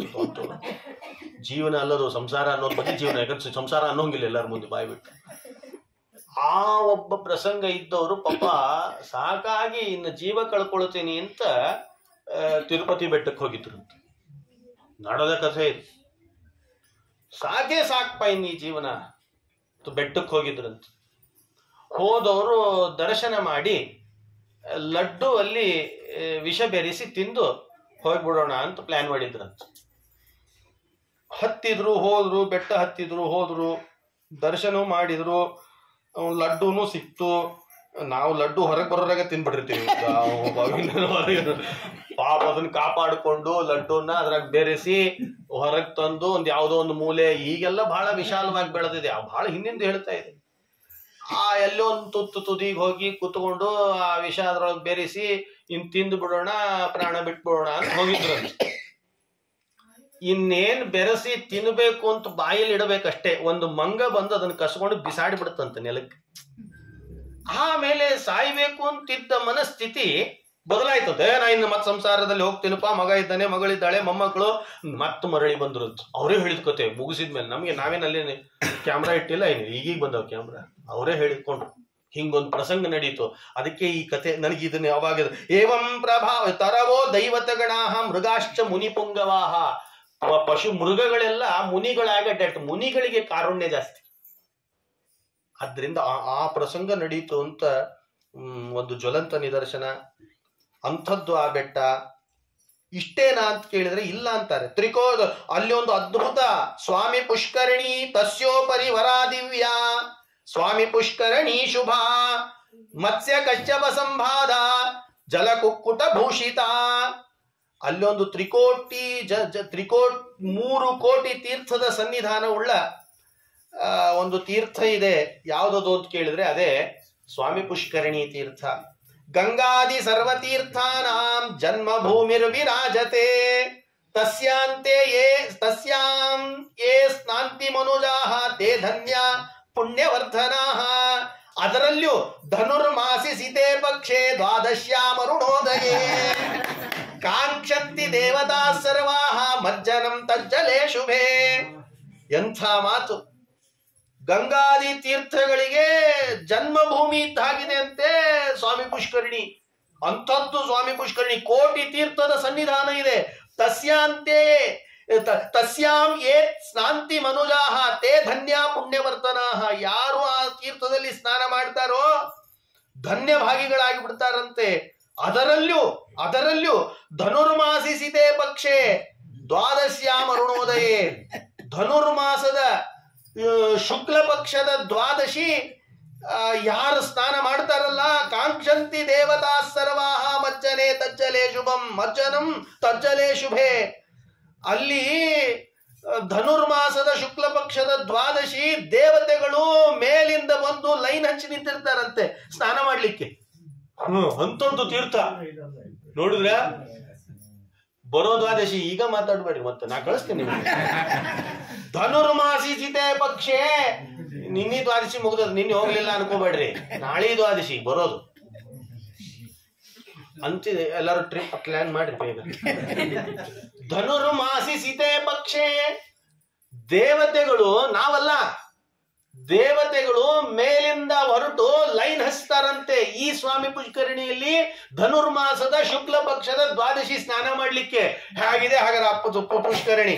ಧನುರ್ಮಾಸಿಸಿತೆ ಪಕ್ಷೆ ದ್ವಾದಶ್ಯಾಂ ಅರುಣೋದಯೇ ಕಾಂಕ್ಷಂತಿ ದೇವತಾ ಸರ್ವಾಹ ಮಜ್ಜನಂ ತಜ್ಜಲೆ ಶುಭೆ. ಕಾಂಕ್ಷಂತಿ ಮನುಜಾಹ. ಇನ್ನು ಮನುಷ್ಯರ ಸ್ನಾನ ಮಾಡಿದ್ರೆ ಏನಾಗ್ಲಿಕ್ಕಿಲ್ಲ. ಅಂತಹ ಪರಮಾನುಗ್ರಹ ಅದು ಸ್ವಾಮಿ ಪುಷ್ಕರಣಿ ವಿಶೇಷ ಇದೆ. ಅಲ್ಲಿ ಇಷ್ಟೇ ಅನ್ಕೊಳ್ಬೇಡ್ರಿ, ಸ್ವಾಮಿ ಪುಷ್ಕರಣಿ ವಿಶೇಷ ಪಾಪ ಪ್ರಜ್ಞೆ ಇದ್ರೆ ಪರಿಹಾರ ಮಾಡ್ತದಂತೆ ಅಲ್ಲಿ ಸ್ನಾನ ಮಾಡಿದ್ರೆ. ರಾಮೋಪಿ ತತ್ರ ಸ್ನಾನೇನ. ರಾಮನು ಕೂಡ ಅಲ್ಲಿ ಸ್ನಾನ ಮಾಡಿದಾನಂತೆ ಸೀತೆಯನ್ನು ಹುಡುಕೋ ಸಮಯದಲ್ಲಿ. ನೋಡ್ರಿ, ರಾಮ ಸ್ನಾನ ಮಾಡಿದಾನೆ, ಒಂದು ಯದುವಂಶದ ರಾಜ ಸ್ನಾನ ಮಾಡಿದಾನಂತೆ. ದೇವತೆಗಳು ಸ್ನಾನ ಮಾಡ್ಲಿಕ್ಕೆ ಬಯಸ್ತಾರೆ. ರಾಮ ಸ್ವತಃ ತಾನೇ ಸೀತಾ ಅನ್ವೇಷಣೆ ಹೋಗುವಾಗ ಸ್ನಾನ ಮಾಡಿದಾನೆ, ಸೀತೆಯನ್ನು ಪಡೆದಿದ್ದಾನೆ. ಯದುವಂಶದ ರಾಜ ಸ್ನಾನ ಮಾಡಿದಾನೆ. ಅಂಥದ್ದು ಸ್ವಾಮಿ ಪುಷ್ಕರಣಿ. ಅಷ್ಟು ತ್ರಿಕೋಟಿ ತೀರ್ಥ ಜಾತಾನಾಂ ಜನ್ಮಸ್ಥಾನ ಸಭೂಧರಃ. ಅಷ್ಟು ಪವಿತ್ರವಾದದ್ದು ಪುಷ್ಕರಣಿ ಅದೇ ಬೆಟ್ಟದಲ್ಲಿದೆ ಅಂತೆ. ತಸ್ಮಿನ್ ಕಾಲೇ ವಿಧಿ ಸಾಕ್ಷಾತ್. ಅಂಥದ್ದು ಸ್ವಾಮಿ ಪುಷ್ಕರಣಿ ತೀರ್ಥ. ಪಾಪ ಪ್ರಜ್ಞೆಯನ್ನು ಪರಿಹಾರ ಮಾಡ್ತದೆ. ಏನ್ ಪಾಪ ಪ್ರಜ್ಞೆ? ಏನಾಚಾರ ಹಿಂಗೆ ಹೇಳ್ಬಿಟ್ರೆ ಗೊತ್ತಾಗಲ್ಲ ಅಂದ್ರಂತೆ ಯಾರು. ನಾವು ಮಾಡಿರೋ ಪಾಪ ಪರಿಹಾರದ ಪ್ರಜ್ಞೆ ನಮಗ್ ಬರ್ತಿರ್ತದೋ ಇಲ್ಲೋ. ಅಯ್ಯೋ ಇಂಥ ಪಾಪ ಮಾಡಿದೆ ಅಂತ ಅನಿಸ್ತಿರ್ತದೆ. ಅನಿಸ್ತದೆ.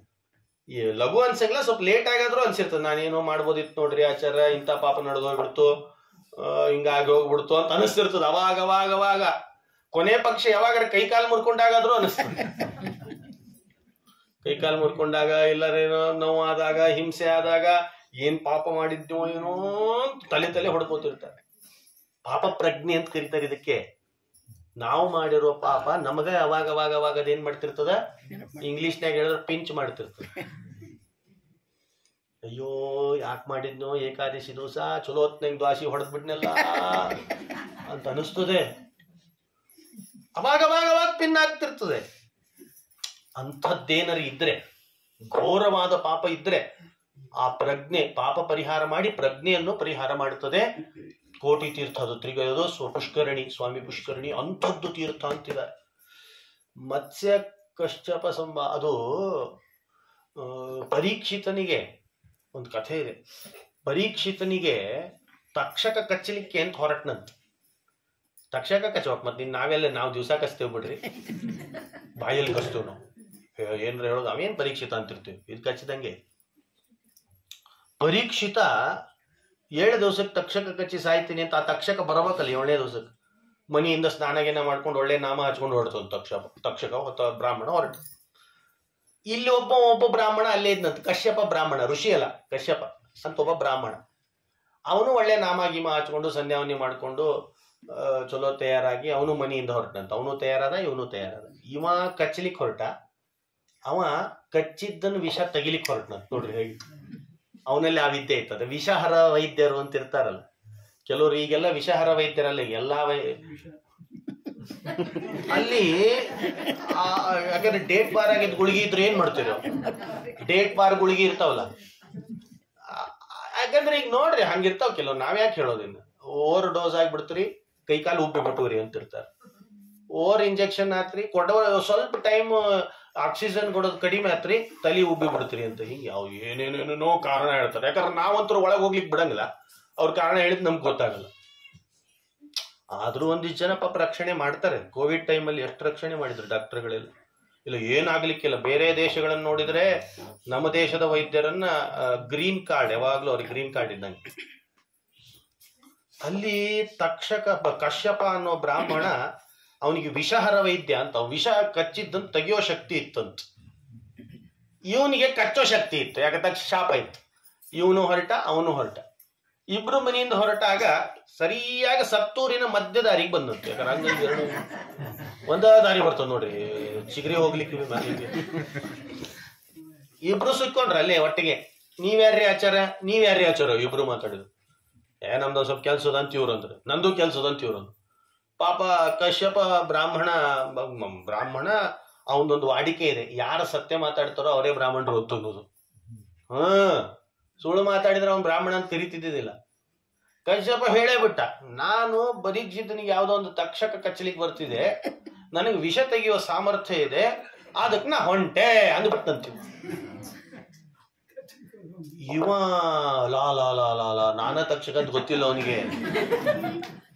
ಅಲ್ಲಿ ಒಬ್ಬಿದ್ದ, ಇಲ್ಲಿ ಬಹಳ ಜನ ಇರ್ತಾರೆ, ಗೊತ್ತಾಗ್ಲಿ ಯಾರ್ಯಾರು ಹೆಂಗ್ ಕಚ್ತಾರೆ ಅಂತ. ಇಲ್ಲಿಲ್ಲ, ಸತ್ತೂರ್ನಾಗ ಬೇರೆ ಕಡೆ ಇರ್ತಾರೆ. ಅವ ಹೊರಟಾಗ ಕೇಳಿ ಅಂದ, ಹಿಂಗ್ ಮಾಡ್ಬೇಡ ನೀನು ಅಂತೀವ. ಯಾಕೆ ನೀ ಯಾರು ಅಂದಿವ? ಹಂಗ್ ಮಾಡ್ಬೇಡ ಅಂದ್ಬಿಟ್ಟ. ಕಚ್ಚಿ ತೆಗಿತೇನೆ ವಿಷ ಅಂತ ಹೊರಡ್ನಲ್ಲ ಇವ ಅಂದ, ಹಂಗ್ ಮಾಡ್ಬೇಡ. ಹಂಗ ಯಾಕೆ ಮಾಡಬಾರ್ದು ಅಂದಿವ. ಇಲ್ಲ ನೀನ್ ಹಂಗೆಲ್ಲ ಮಾಡ್ಬೇಡ, ನೀನ್ ಅಷ್ಟಕ್ಕೆ ನೀ ಮನೆಗೆ ಹೋಗಿ. ಯಾಕ ಅಂದ ಅವ, ನಾನ ತಕ್ಷಕ ಅಂದಿವ. ನೋಡಿದ್ರೆ ಹೇಗೆ, ಯಾಕಂದ್ರೆ ಅವನು ಸತ್ಯನೇ ನುಡಿಬೇಕು. ಆಮೇಲೆ ಅವನ್ನಂತ ನೋಡು, ನಾನು ಕಚ್ತೇನಿ ಅಂತ ಒಂದು ಶಾಪ ಜಗತ್ನಲ್ಲಿ ಪ್ರಸಿದ್ಧಿ ಇದೆ. ನಾ ಕಚ್ಚಿದ್ಮೇಲೆ ನೀ ತೆಗೆದ್ರೆ ಏನ್ ನಂದು ಉಳಿತು?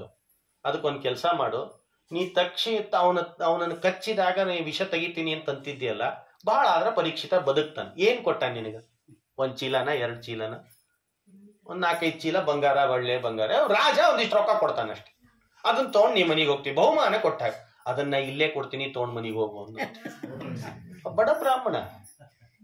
ಮತ್ತವ ಅಂದ, ಉಳಿತಲ್ಲ ಹಾಗಾದ್ರೆ ಪೆಟ್ರೋಲ್ ಚಾರ್ಜ್ ಉಳಿತು, ಎಲ್ಲ ಉಳಿತು, ಟೈಮ್ ಉಳಿತು. ಬ್ರಾಹ್ಮಣರಿಗೆ ಟೈಮ್ ಬಹಳ ಉಳಿಬೇಕು.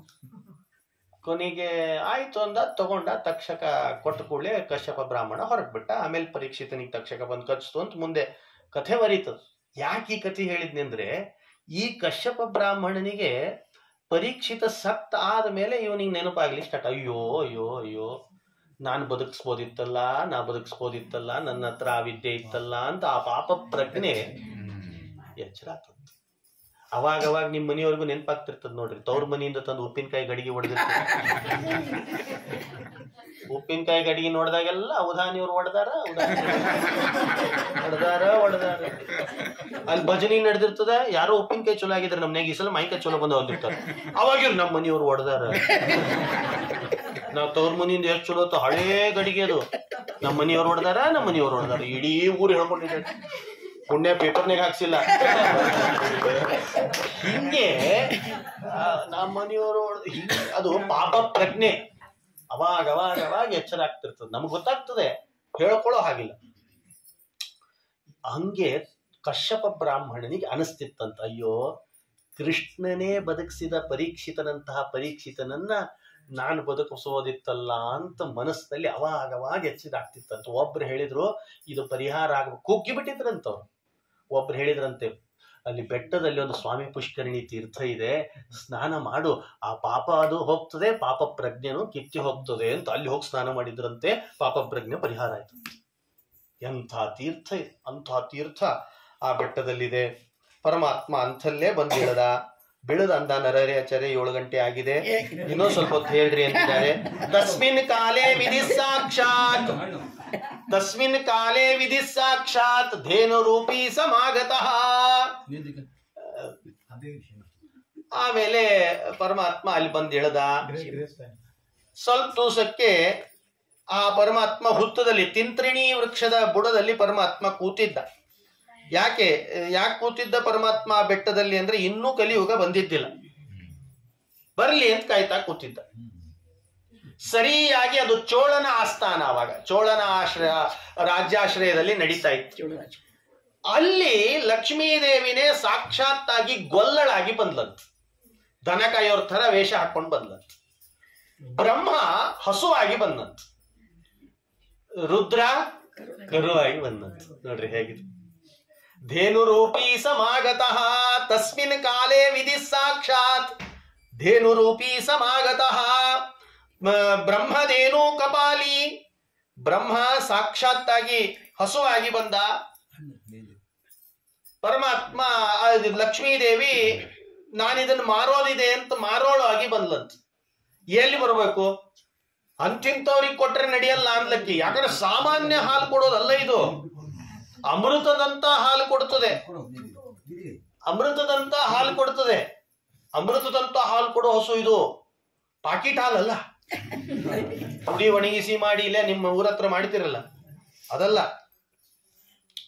ಸಾಕ್ಷಾತ್ ಬ್ರಹ್ಮ ಹಾಲು ಅಮೃತ ಅಮೃತ ಹರಿಸ್ತದಿ ಹಾಲನ್ನ ಅಂದ್ಲಂತೆ ಲಕ್ಷ್ಮೀದೇವಿ. ಯಾರು ತಗೊಳ್ತೀರಿ, ಯಾರು ತಗೊಳ್ಳಿಲ್ಲ? ಚೋಳ ಅಂದ್ಲಂತೆ. ರಾಜ ಇದನ್ ತಗೋ, ಅಮೃತದಂತ ಹಾಲು ಕೊಡ್ತದೆ, ಬರೀ ಹಾಲನ್ನು ಕೊಡೋದಲ್ಲ ಇದು ಅಂತಂದು. ನೋಡ್ರಿ ಹೇಗೆ. ಮೊನ್ನೆ ಯಾರೋ ಒಬ್ರು ಕೇಳಿದ್ರಿ, ಏನ್ರಿ ನೀವು ಗೋಮಾತೆ ಹಾಲು ಗೋವಿಂದ ಕುಡಿಬೇಕು, ಎಮ್ಮಿದ್ ಬೇಡ ಏನು ಅಂತಿರ್ತೀರಿ, ಹಾಲು ಮತ್ತು ಎಮ್ಮಿದು ಹಾಲ ಅಲ್ಲ ಅಂತಂದ್ರು ಅಂತ ಯಾರು. ಅದಕ್ಕೆ ಅವ ಅಂದ, ಎಮ್ಮಿದ್ ಹಾಲ, ಅದ್ರ ಗೋವಿಂದ ಹಾಲಲ್ಲ, ಅದು ಅಮೃತ ಅನ್ನಂತ. ಇದು ಪುರಾಣದ ಮಾತು, ಲಕ್ಷ್ಮಿ ಹೇಳಿರೋ ಮಾತು. ಅದಕ್ಕೆ ಹಸುವಿಗೆ ಅಷ್ಟು ಮಹತ್ವ ಜಾಸ್ತಿ. ಎಮ್ಮಿದ ಹಾಲ, ಆಡಿನ ಹಾಲಲ್ಲ ಅಂದಿಲ್ಲ ನಾವು ಅದನ್ನ. ಆದ್ರೆ ಹಸು ಗೋಮಾತೆ ಹಾಲಲ್ಲ, ಅದು ಅಮೃತ. ಅದಕ್ಕೆ ಅದನ್ನ ನಾವು ಅಮೃತ ಅಂದದ್ದು. ಇಲ್ಲಿ ಲಕ್ಷ್ಮೀದೇವಿ ಮಾತಾಡಿದ್ಲಂತು, ಇದು ಚೋಳ, ಇದು ಹಾಲಲ್ಲಿ ಕೊಡೋದಲ್ವೋ, ಇದು 11ನೇ ಹಸು ತರ ಇಟ್ಕೋಬೇಡ, 10ರಲ್ಲಿ 11 ಅಲ್ಲ, ಇದು ಭಾರಿ ವೈಶಿಷ್ಟ್ಯ, ಇದನ್ನ ಚೆನ್ನಾಗಿ ನೋಡ್ಕೋ, ನಿನಗೆ ಅಮೃತದಂತ ಹಾಲು ಕೊಡ್ತದೆ ಅಂತ ಅಂದ್ಬಿಟ್ಲಂತ. ಕೊಟ್ಲು, ಹೊರಟ್ಬಿಟ್ಲು. ಚೋಳ ಅಂದ, ಇದಕ್ಕೊಂದು ಒಳ್ಳೆ ಅರಮನೆ ಮಾಡಪ್ಪ, ಚಲೋ ಕಟ್ಟು, ಚಲೋ ಮೇಸು, ಈ ಹಾಲು ಬರ್ತದ ನೋಡು, ನನ್ನ ಮಗನ್ ಡೈರೆಕ್ಟ್ ಕುಡಿಸು ಅಂದ. ವ್ಯವಸ್ಥೆ ಮಾಡಿಬಿಟ್ಟ. ಅವ ಹಂಗೆ ಮಾಡ್ತೀನಿ ಅಂತ ಗೊಲ್ಲಪ್ಪ ಪದನ ಕಾಯೋ ಅದೇ ಮಾಡ್ತಿದ್ನಂತ. 1 ದಿವಸ 2 ದಿವಸ ಹಾಲು ಕೊಡ್ತಂತ. 3ನೇ ದಿವಸದಿಂದ ಹಾಲೇ ಬರ್ತಾ ಇಲ್ಲ. ಕರಿತಾನೆ ಹಾಲಿಲ್ಲ. ಕೊನೆಗೆ ಅವ್ರ ಹೆಂಡತಿಗೆ, ರಾಜನಿಗೆ ಹೆಂಡತಿಗೆ ಸಿಟ್ಟು ಬಂತು.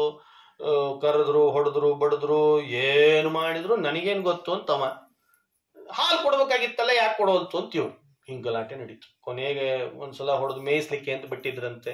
ಬೆನ್ ಹತ್ತಿದ ಇವ, ಎಲ್ಲಿ ಹೋಗಿ ಹಾಲು ಇದನ್ ಮಾಡ್ತಾ ಇದೆ, ಇದು ಯಾಕೆ ಹಾಲು ಕೊಡ್ತಾ ಇಲ್ಲ, ಏನ್ ಆಗ್ತಿದೆ, ನಾನಂತರೂ ಏನ್ ಮಾಡಿಲ್ಲ ಅಂತ ಅವನಿಗೆ ಪಾಪ ಈಗ ಹೊಡೆಸ್ಕೊಂಡಿದ್ದ. ಕೊನೆಗೆ ಎಲ್ಲಿ ಪರಮಾತ್ಮ ಹೋಗಿ ಕುತ್ತದಲ್ಲಿ ಇದ್ನೋ ಅಲ್ಲೇ ಹೋಗಿ ಹಾಲು ಸುರಿಸ್ತಿತ್ತಂತ. ನೋಡ್ರಿ ಹೇಗಿದೆ. ಸಹಸ್ರ ಶೀರ್ಷ ಪುರುಷ ಸಹಸ್ರಾಕ್ಷ ಸಹಸ್ರಪಾತ್ ಅಂತ ಪ್ರತಿನಿತ್ಯ ಕ್ಷೀರಾಭಿಷೇಕ ಪರಮಾತ್ಮನಿಗೆ ಮಾಡ್ತಿತ್ತಂತ. ಪ್ರತಿನಿತ್ಯ ಮಾಡುವ ಹಸು ಪ್ರತಿನಿತ್ಯದಂತೆ ಬಂದು ಅಲ್ಲಿ ಹಾಲು ಸುರಿಸ್ಲಿಕ್ಕತ್ತಂತ. ಯಾವಾಗ ಹಾಲು ಸುರಿಸ್ತಾ ಇದೆಯೋ ಇದನ್ನು ನೀವು ಕಣ್ಣಾರೆ ಕಣ್ಣಂತ. ಹಸು ನನ್ನನ್ನು ಹೊಡಿಸಿ ಹಾಲು ಇಲ್ಲಿ ಬಂದು ಸುರಿಸ್ತಿದ್ಯಾ ನೀನು, ಹಾಗೆ ಅಂತ ಕೊಡ್ಲಿ ಎತ್ತಿದ್ನಂತ ಮಹಾರಾಜ. ಯಾವಾಗ ಕೊಡ್ಲಿ ತೆಗೆದು ಏಟ್ ಹಾಕ್ಲಿಕ್ಕೆ ಅಂತ ಎತ್ತಿದ್ನೋ ಆವಾಗ ಪರಮಾತ್ಮ ಆ ಹಸುವನ್ನು ಸರಿಸಿ ತಲೆಗೆ ಏಟ್ ಹಾಕೊಂಡಂತ. 1 ಏಟು 1000 ಲಕ್ಷ್ಮೀ ಬಾಂಬ್ ಢಮ್ ಅಂದಾಗಿತ್ತಂತ. ಅವಾಜ್ ಎಲ್ಲಾ ಕಡೆನೂ ಕೇಳಿಸ್ತಂತ. ಅಂತಹ ಸ್ಫೋಟ ಆಯ್ತಂತೆ ಪರಮಾತ್ಮನ ತಲಿ. ಏಟ್ ತಿಂದ ಪರಮಾತ್ಮ ನೇರವಾಗಿ ಕೊಡ್ಲಿ ಏಟಂತ ತಿಂದಂತ. ಮಾತೇಟ್ ತಿನ್ನೋದೇ ಕಷ್ಟ ನಾವು, ಪರಮಾತ್ಮ ತಿನ್ನಂತ. ಅಲ್ಲ, ಹಸುವಿಗೆ ಬೀಳೋದನ್ನ ಯಾಕೆ ತಿಂದ? ಅದಕ್ಕೊಂದು ಮಾತಿದೆ. ಏಕೇನ ತುಳಸಿ ಮಾತ್ರದಲೇನಾಪಿ ನರೋತ್ತಮ ಪೂಜಯೇತ್ ಭಕ್ತಿ ಭಾವೇನ ತಮ್ ರಕ್ಷಾಮಿ ಇತಿ ಮತ್ಪಣಃ. ನಂದೊಂದು ಆಣಿ ಅದ ಅಂದ ಪರಮಾತ್ಮ. ನೋಡ್ರಿ, ಅವನು ಆಣಿ ಹಾಕಿದ್ದ. ಅವ ಹಾಕಿದ್ ನಡೆಸ್ತಾನೆ. ನಾವಷ್ಟ ದಿವಸಕ್ಕೊಂದು 10 ಆಣಿ ಹಾಕಿರ್ತೀವಿ. ಯಾವುದು ಆಣಿ ಅನ್ನಲ್ಲಿ ಬೇರೆ ಪ್ರಾಮೀಸ್ ಅಂದ್ಬಿಡ್ತೇವೆ. ಬೆಳಗ್ಗೆ ಎದ್ದು ಹತ್ತು ತಿಕ್ಬಿಡ್ತೇವೆ. ಆಮೇಲೆ ಪ್ರಾಮೀಸ್. ಪರಮಾತ್ಮ ಅವೊಂದು ಆಣಿ ಮಾಡ್ಯಾನಂತ. ಏನ್ ಗೊತ್ತೇನು? ಯಾರು ಭಕ್ತಿ ಭಾವದಿಂದ 1 ತುಳಸಿಯನ್ನು ನನಗೆ ಸಮರ್ಪಣೆ ಮಾಡ್ತಾರೋ ಅವರನ್ನ ಜೀವನವಿಡೀ ರಕ್ಷಣೆ ಮಾಡುವ ಕೆಲಸ ನಂದು ಅಂತ. ಏಕೇನ ತುಳಸಿ ಮಾತ್ರದಲೇನಾಪಿ, ಒಂದೇ ತುಳಸಿ ದಳ, ಒಂದು ತುಳಸಿ ದಳವನ್ನ ನರೋತ್ತಮರಾದವ್ರು ಯಾರ್ಯಾರು ನರರು ಅಂತಿದ್ದೀರಿ ನನಗೆ ಅರ್ಪಣೆ ಮಾಡ್ತಿರೋ ಅವ್ರಿಗಂತಾನೆ ಪೂಜೆಯೇ ಭಕ್ತಿ ಭಾವೇನ, ಭಕ್ತಿ ಭಾವದಿಂದ ನನಗೊಂದು ಸಮರ್ಪಣೆ ಮಾಡಿ. ಕೃಷ್ಣ ನಿಂಗೆ ಸಮರ್ಪಣೆ ಮಾಡ್ತೇನೆ. ಭಾರಿ ಏನ್ ನಾಟಕ ಮಾಡೋದು ಬೇಡ ಅವನ ಮುಂದೆ. ನಾವು ಮೇಕಪ್ ಆಗಿ, ಒಳ್ಳೆ ಮೇಕಪ್ ಆಗಿ, ಪೌಡರ್ ಹಾಕೊಂಡು, ಸೀಟ್ ಹೊಡ್ಕೊಂಡು, ದೇವ್ರೆ ನಿನ್ನ ಹತ್ರ ಬರ್ತಿದ್ದೀನಿ, ಇದೇನ್ ಬೇಕಾಗಿ ಏನು ಕೇಳಿಲ್ಲ ನಾವು. ಶುದ್ಧವಾಗಿ ಹೋಗಿ ಒಂದು ತುಳಸಿ ದಳವನ್ನು ಪರಮಾತ್ಮನ ಮೇಲೆ ಏರಿಸಿ, ಸಾಲಿಗ್ರಾಮದ ಮೇಲೆ ಏರಿಸಿ, ಕೃಷ್ಣ ನಿನಗೆ ಅರ್ಪಣೆ ಮಾಡ್ತಿದ್ದೇನಪ್ಪ ಅಂತ ಭಕ್ತಿಯಿಂದ ಕೊಟ್ರೆ ಅವ್ರು ಅದನ್ನೇ ಹೇಳ್ತಿದ್ದಾನೆ, ಭಕ್ತಿ ಭಾವೇನ ತಮ್ಮ ರಕ್ಷಾಮಿ ಇತಿ ಮತ್ ಪಣಃ, ಅವ್ರನ್ನ ರಕ್ಷಣೆ ಮಾಡ್ತೀನಿ ಅನ್ನೋ ನನ್ನ ಮಾತು ಅಂತ ಪರಮಾತ್ಮ. ಅದರ ಆ ಮಾತನ್ನ ಇಲ್ಲಿ ತೋರಿಸ್ತಿದ್ದಾನೆ. ಏನ್ ತೋರಿಸಿದ? ತಲೆಗೆ ಏಟ್ ಹಾಕುವ, ಆ ಹಸುವಿಗೆ ಏಟ್ ಹಾಕುವ ಕೊಡ್ಲಿ ಏಟನ್ನ ಹಸುವನ್ನ ಸರಿಸಿ ತನ್ನ ತಲೆಗೆ ಏಟ್ ಹಾಕೊಂಡಂತ ಅಲ್ವಾ. ಏಕೇನ ತುಳಸಿ ಮಾತ್ರದಲ್ಲಿ ಇದು ಪ್ರತಿನಿತ್ಯ ಹಾಲು ಸುರಿಸ್ತಿತ್ತಲ್ಲೋ, ಒಂದ್ ತುಳಸಿ ದಳ ಅಲ್ಲ, ಅಭಿಷೇಕ ಮಾಡುತ್ತಿತ್ತು, ಪ್ರತಿನಿತ್ಯ ಹಾಲಿನ ಅಭಿಷೇಕ. ಆದ್ದರಿಂದ ಪರಮಾತ್ಮ ಏಟನ್ನು ತಲೆಗೆ ತಗೊಂಡ, ಸ್ಫೋಟ ಆಯ್ತಂತೆ, ಶಿರಸ್ಫೋಟ ಆಗೋಯ್ತು. ಅಲ್ಲಿ ರಕ್ತದ ನದಿನೇ ಹರಿತಂತ, ರಕ್ತದ ನದಿ. ಎಂಥ ಹೊಳೆ! ಪರಮಾತ್ಮನ ಶರೀರ ರಕ್ತಾನಂದ ಶರೀರ, ಏನು ಆನಂದಮಯ ಶರೀರ, ಚಿನ್ಮಯ ಶರೀರ ಒಂದು. ಅವನಲ್ಲಿ ರಕ್ತ ಇಲ್ಲ. ಮತ್ತೆ ಹೆಂಗ್ ಬಂದು ನಾಟಕ? ಕಲಿಯುಗದಲ್ಲಿ ಪರಮಾತ್ಮ ಯುಗದಲ್ಲಿ ನಾಟಕ ಮಾಡ್ಲಿಕ್ಕೆ ಬಂದಿದ್ದಂತೆ. ಕಪಟ ನಾಟಕ ಅಲ್ವಾ, ಸೂತ್ರಧಾರಕ ಪರಮಾತ್ಮ. ಆ ಹರಿಯುವ ರಕ್ತ ನೋಡಿದ ಆ ಗೊಲ್ಲ ನೋಡೇ ಅಲ್ಲೇ ಬಿದ್ದಂತ ನೆಲಕ್ಕೆ, ಕುಸುದು ಬಿದ್ರೆ ಅಲ್ಲೇ ಹೋಗೇ ಬಿಟ್ಟ ಮಹಾರಾಜ. ಕೊನೆಗೆ ಹಸುನೇ ರಾಜನ ಆಸ್ಥಾನಕ್ಕೆ ಹೋಗಿ ಅವನು ಎಳಿತಿತ್ತಂತ ಬಾಯಲ್ಲಿ, ಬಾ ಬಾ ಬಾ ಅಂತ. ಅದು ಅಂಬಾ ಅಂಬಾ ಅಂತ ಈಗಾಗಿದೆ, ಅವಾಗ ಬಾ ಬಾ ಅಂತಿತ್ತಂತ. ಹಸು ಮಾತಾಡ್ತಿದ್ವು ಅವಾಗ. ನಾ ಹೇಳೇನ್, ಮಹಾಭಾರತ ಕಾಲದಲ್ಲಿ ಹಸುಗಳೆಲ್ಲ ಮಾತಾಡ್ತಿದ್ವು ಅಂತ. ಬಾ ಬಾ ಬಾ ಅಂಬಾ ಅಂಬಾ ಬಾ ಬಾ ಬಾ ಬಾ ಅಂತ ಆ ರಾಜನ್ ಕರ್ಕೊಂಡು ಬಂತಂತ. ರಾಜ ಬೆನ್ನಹಟ್ಟಿ ಬಂದ್ರೆ ಅಲ್ಲಿ ಪರಮಾತ್ಮನ ತಲೆಗೆ ಏಟು ಬಿದ್ದಿದೆ, ತಲೆಯಿಂದ ರಕ್ತ ಸುರಿತಿದೆ. ನೋಡ್ತಿದ್ದಾನೆ, ಆಶ್ಚರ್ಯ ಆಯ್ತು. ಪರಮಾತ್ಮ ಚೋಳ ರಾಜ ಬಂದ ಅಂದ್ಕೂಡ್ಲೆ ಶಾಪನೆ ಕೊಟ್ಬಿಟ್ನಂತ. ನೋಡ್ರಿ ಹೇಗೆ, ಪಿಶಾಚೋ ಭವ ದುರ್ಬುದ್ಧೇ, ಶಾಪ ಕೊಟ್ಬಿಟ್ಟ. ರಾಜ ಅಂದ, ಹೊಡೆದದ್ದವ, ಶಾಪ ಹಾಕಿದ್ ನನಗ ಅಂತ. ಅದಕ್ಕೊಂದು ಮಾತಿದೆ, ಯಾವ ಯಜಮಾನ ಮನೆಯಲ್ಲಿದ್ದ ಯಜಮಾನ ಅವ್ರ ಮನೆಯಾಗಿದ್ದವ್ರು ಯಾರು ಬೇರೆಯವ್ರು ತಪ್ಪು ಮಾಡಿದ್ರು ಅದು ಮೊದಲು ಬರೋದು ಯಾರಿಗೆ? ಶಾಪ, ಪಾಪ ಬಂದ್ಬಿಡ್ತದ. ಭಾಳ ಹಾಗಾದ್ರೆ ಆಚಾರ ಮೊನ್ನೆ ಹೇಳಿ ಚಲೋ ಮಾಡಿರಿ, ನಮ್ಮ ಮನ್ಯಾಗ ಚಲೋ ಮಾಡ್ತೀನಿ ತಡ್ರಿ ನಾನು ಅಂತ ನಾವೆಲ್ಲ ಒಂದೊಂದು ಪಾಪ ಸ್ಟಾರ್ಟ್ ಮಾಡ್ಬಿಡ್ಬೇಡ್ರಿ.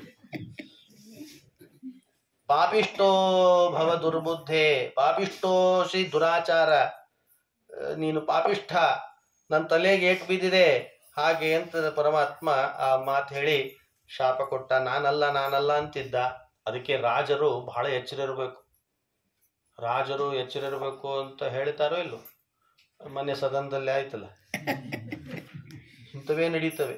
ಪರಮಾತ್ಮ ಶಾಪ ಕೊಟ್ಟ. ಚೋಳ ರಾಜ ಅಂದ, ನನಗಿಂತ ಶಾಪ ಕೊಟ್ರೆ ನಾನೇನ್ ಮಾಡ್ಲಿ, ಕ್ಷಮಾ ಮಾಡು ನನ್ನನ್ನ, ನನಗೆ ಇದನ್ನ ಮುಕ್ತಿ ಕೊಡು ಅಂತ ಪ್ರಾರ್ಥನೆ ಮಾಡಿದ. ಪರಮಾತ್ಮ ಅಂದ, ಆಕಾಶ ರಾಜ ಅವಳ ಮಗಳಾದ ಪದ್ಮಾವತಿಯನ್ನು ಕೊಡುವಾಗ ಒಂದು ವಜ್ರಮಯವಾದ ಕಿರೀಟ, ಸುವರ್ಣಮಯವಾದ ಕಿರೀಟವನ್ನ ಕೊಡ್ತಾನೆ. ಅದು 7 ಮೊಳ ಭಾರ ಇರ್ತದೆ.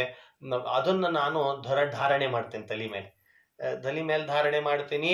ಪ್ರತಿನಿತ್ಯ ಅಲ್ಲ, ಶುಕ್ರವಾರ ಸಾಯಂಕಾಲದ ಇಷ್ಟು ಘಳಿಗೆ ನಾನು ಧಾರಣೆ ಮಾಡ್ತೇನೆ.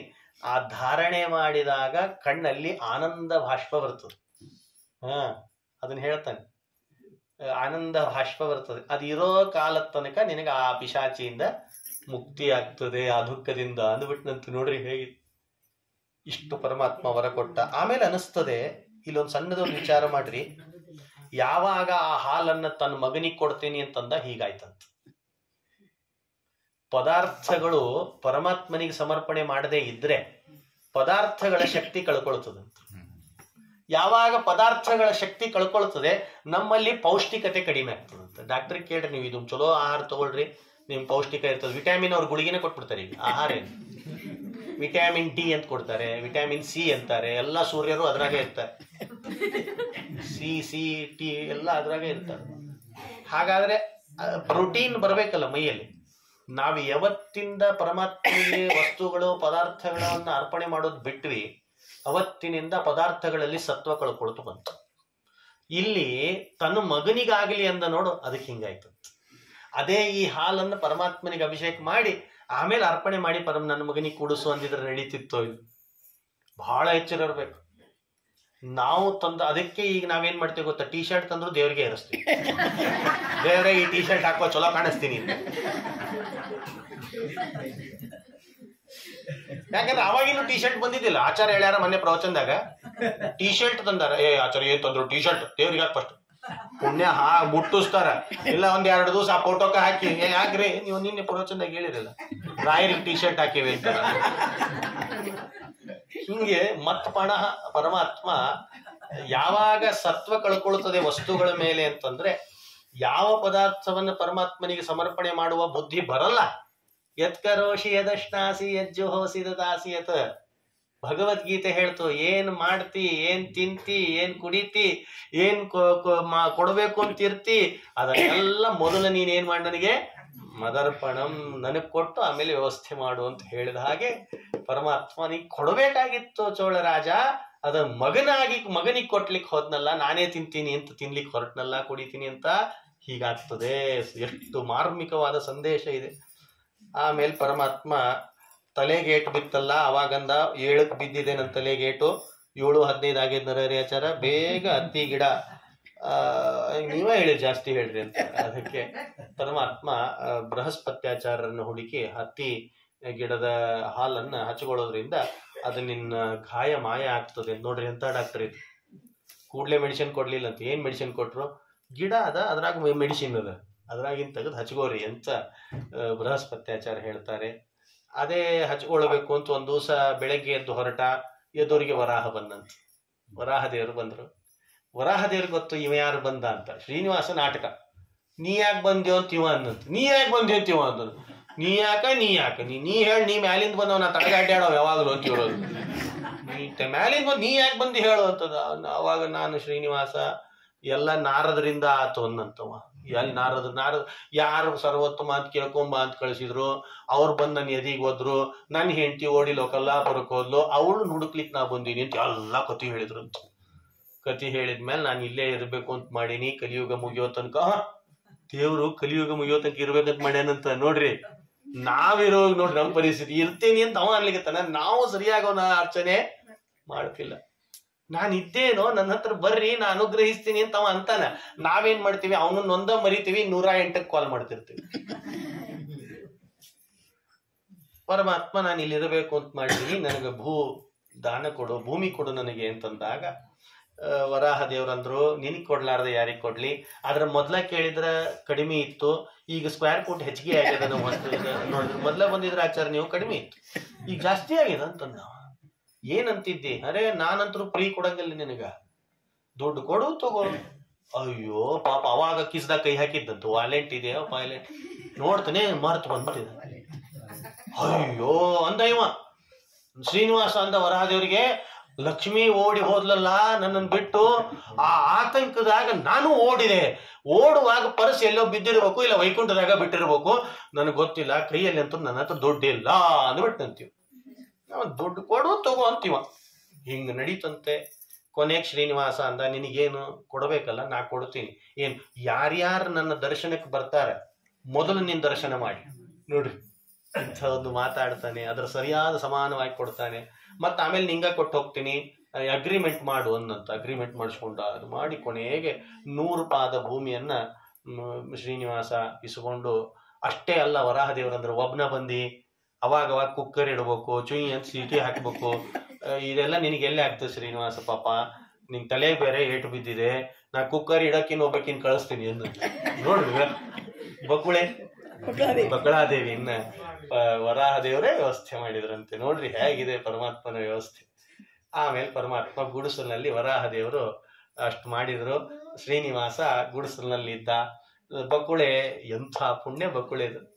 ಪರಮಾತ್ಮನಿಗೆ ನೇರ ಅಡಿಗೆ ಮಾಡಿ ಹಾಕ್ತಾಳೆ ಅಂತಂದ್ರೆ ಎಂಥ ಪುಣ್ಯ ಮಾಡಿದಾಳೆ. ನಾವು ಏನಾದ್ರೂ ಮನೆಯಲ್ಲಿ ದೇವ್ರಿಗೆ ಸಾಮಾನ್ಯ ಕಾರ್ಯಕ್ರಮ ಬಂದಾಗ ಅಡಿಗೆ ಮಾಡಿ ಅಂದ್ರೆ ಹೆದರ್ತಾರ. ನಾ ಮಾಡಿದ್ ಮನೇಲಿ ಬರ್ತೋ ಇಲ್ಲ ದೇವ್ರಿಗೆ, ಅಡಿಗೆ ಖರ್ಚು ಮಾಡಿಸ್ಬಿಡ್ರಿ ಅಂತ ಹೆದರ್ತಿರ್ತಾರ. ಆದ್ರೆ ಮಾಡ್ಲಿಕ್ಕೆ ಸೋಂಬೇರ್ತನ. ಎಲ್ಲಿ ಮತ್ ಕೆಲಸ ಹೆಚ್ಚಿಗೆ ಆಗ್ತಾವೋ ಏನೋ ಅಂತ ಅದಕ್ಕಿನ್ ಕಾರಣ ಕೊಡ್ತೀನಿ. ನಾವು ಮಾಡಿದ್ ದೇವ್ರು ಉಣ್ತಾನೋ ಇಲ್ಲ. ಶಬರಿ ಕೊಟ್ಟ ಹಣ್ಣನ್ನೇ ತಿನ್ಲಿಲ್ಲ ಪರಮಾತ್ಮ. ಕೊಡ್ಲಿಕ್ ನಾವು ತಯಾರಾಗ್ಬೇಕಷ್ಟೇ. ಮೊದಲು ಉತ್ಸಾಹ ಇರಬೇಕು ಮನೆಯಲ್ಲಿ. ಶಬರಿ ಕೊಟ್ಟ ಹಣ್ಣನ್ನು ತಿಂದ ಪರಮಾತ್ಮ. ಹಾಗೆ ಬಕುಳೆ ನಾನು ಮಾಡಿ ಹಾಕ್ತೀನಿ ಅಂತ ಬಂದ್ಲಂತೆ ಬಕುಳಾದೇವಿ. ಪರಮಾತ್ಮ ಅವಳ ಕೈಯಲ್ಲಿ ರುಚಿ ರುಚಿಯಾದ ಪಾಯಸಾದಿಗಳನ್ನ ಗೂಢಾನ್ನ ಸ್ವೀಕಾರ ಮಾಡ್ತಿದ್ನಂತೆ. ಒಂದ್ ದಿವಸ ಅಮ್ಮ ನಾ ಭೇಟಿ ಆಡ್ಲಿಕ್ಕೆ ಹೋಗ್ತೀನಿ ಅಂತಂದ. ಅದಕ್ಕೆ ಅವಳಂದ್ಲು 7:20 ಶ್ರೀನಿವಾಸ ಹೇಗ್ ಮಾಡ್ತೀನಿ, ಹಿಂಗ್ ಭೇಟಿ ಆಡ್ತೀನಿ ಹಿಂಗ್ ಬರ್ತೀನಿ, ಪುರಾಣ ನನ್ ಕೈಯಾಗದ ಅಂದಂತ. ಭೇಟಿ ಆಡ್ಲಿಕ್ಕಂತ ಹೋದವ ಕಲ್ಲು ಹೊಡ್ಸ್ಕೊಂಡು ಬಂದಂತ. ಕಲ್ಲು ಹೊಡ್ಸ್ಕೊಂಡು ಭೇಟಿ ಆಡ್ಲಿಕ್ಕೆ ಹೋಗ್ಯಾನ, ಕಲ್ಲು ಹೊಡ್ಸ್ಕೊಂಡ್ ಬಂದ. ಏನು ಅಂತಂದ್ರೆ ಕರೀಂದ್ರ ಸಂಗೇನ ಸಮಾಗತೋ ಹರಿಹಿ. ಒಂದ್ ಆನೆ ಇವನನ್ನ ನೋಡಿ ಓಡ್ಲಿಕ್ಕೆ ಪ್ರಾರಂಭ ಮಾಡ್ತಂತ. ಅದನ್ನ ಬೇಟೆ ಆಡ್ತೀನಿ ಅಂತೀವ ಹೊಂಟ. ಆಶ್ಚರ್ಯ ಆಯ್ತು. ದಂಡವತ್ ಪ್ರಮಾಣ. ಒಂದ್ ಕಡೆ ಓಡಿ ಓಡಿ ಓಡಿ ಹೂ ತೋಟ ಬರ್ತಿದೆ, ರಿವರ್ಸ್ ಓಡಿ ಹೋಗ್ತಿರೋ ಆನೆ ರಿವರ್ಸ್ ಹೊಳ್ಳಿ ಹೂ ತೋಟದ ಹತ್ರ ಅವನಿಗೆ ದಂಡವತ್ ಕೈ ಮುಗಿದು ನಮಸ್ಕಾರ ಮಾಡ್ತಂತ. ಗರ್ಜಿಸಿ ಒಂದ್ಸಲ ನಮಸ್ಕಾರ ಮಾಡ್ತಂತ. ಆಶ್ಚರ್ಯ ಆಯ್ತು ಶ್ರೀನಿವಾಸನ್, ಇದೇನಿದು ಆನಿ ಹಿಂಗ್ ನಮಸ್ಕಾರ ಮಾಡ್ಲಿಕ್ಕತ್ತದ ಅಂತ ಹಿಂಗ್ ನೋಡೋದ್ರಾಗೆ ಆನಿ ಮಾಯ ಆಯ್ತಂತ. ಆನಿ ಹಿಂದ್ ನೋಡೋಣ ಅಂದ್ರೆ ಅಲ್ಲಿ ಒಂದು ಹೂ ತೋಟ, ಅಲ್ಲೊಂದು ಹೂ ಇತ್ತಂತ. ಅದೇ ಪದ್ಮಾವತಿ ನಿಂತಿತ್ತು. ಅವಳನ್ನು ನೋಡ್ತಾನೆ ಶ್ರೀನಿವಾಸ. ನಿನ್ನನ್ನ ಮದ್ವೆ ಆಗ್ತೀನಿ ಅನ್ನೋದು ಕಲ್ತೋಡಿ ಎಸೋದ್ಲಕ್ಕಿ. ಹಂಗ ಹೊಡ್ಸ್ಕೊಂಡವ್ರು ಜಾಸ್ತಿ ಇದ್ದ. ಯಾಕೆ ಹೊಡೆದ್ಲು ಪದ್ಮಾವತಿ ಅಂತಂದ್ರೆ ಅವಳ ಉದ್ದೇಶ ಹೀಗಿತ್ತಂತ. ಹಿಂಗ್ ಮಾಡ್ಯಾ ಹಿಂಗ್ ಬಂದಿರಿ ನೀವು.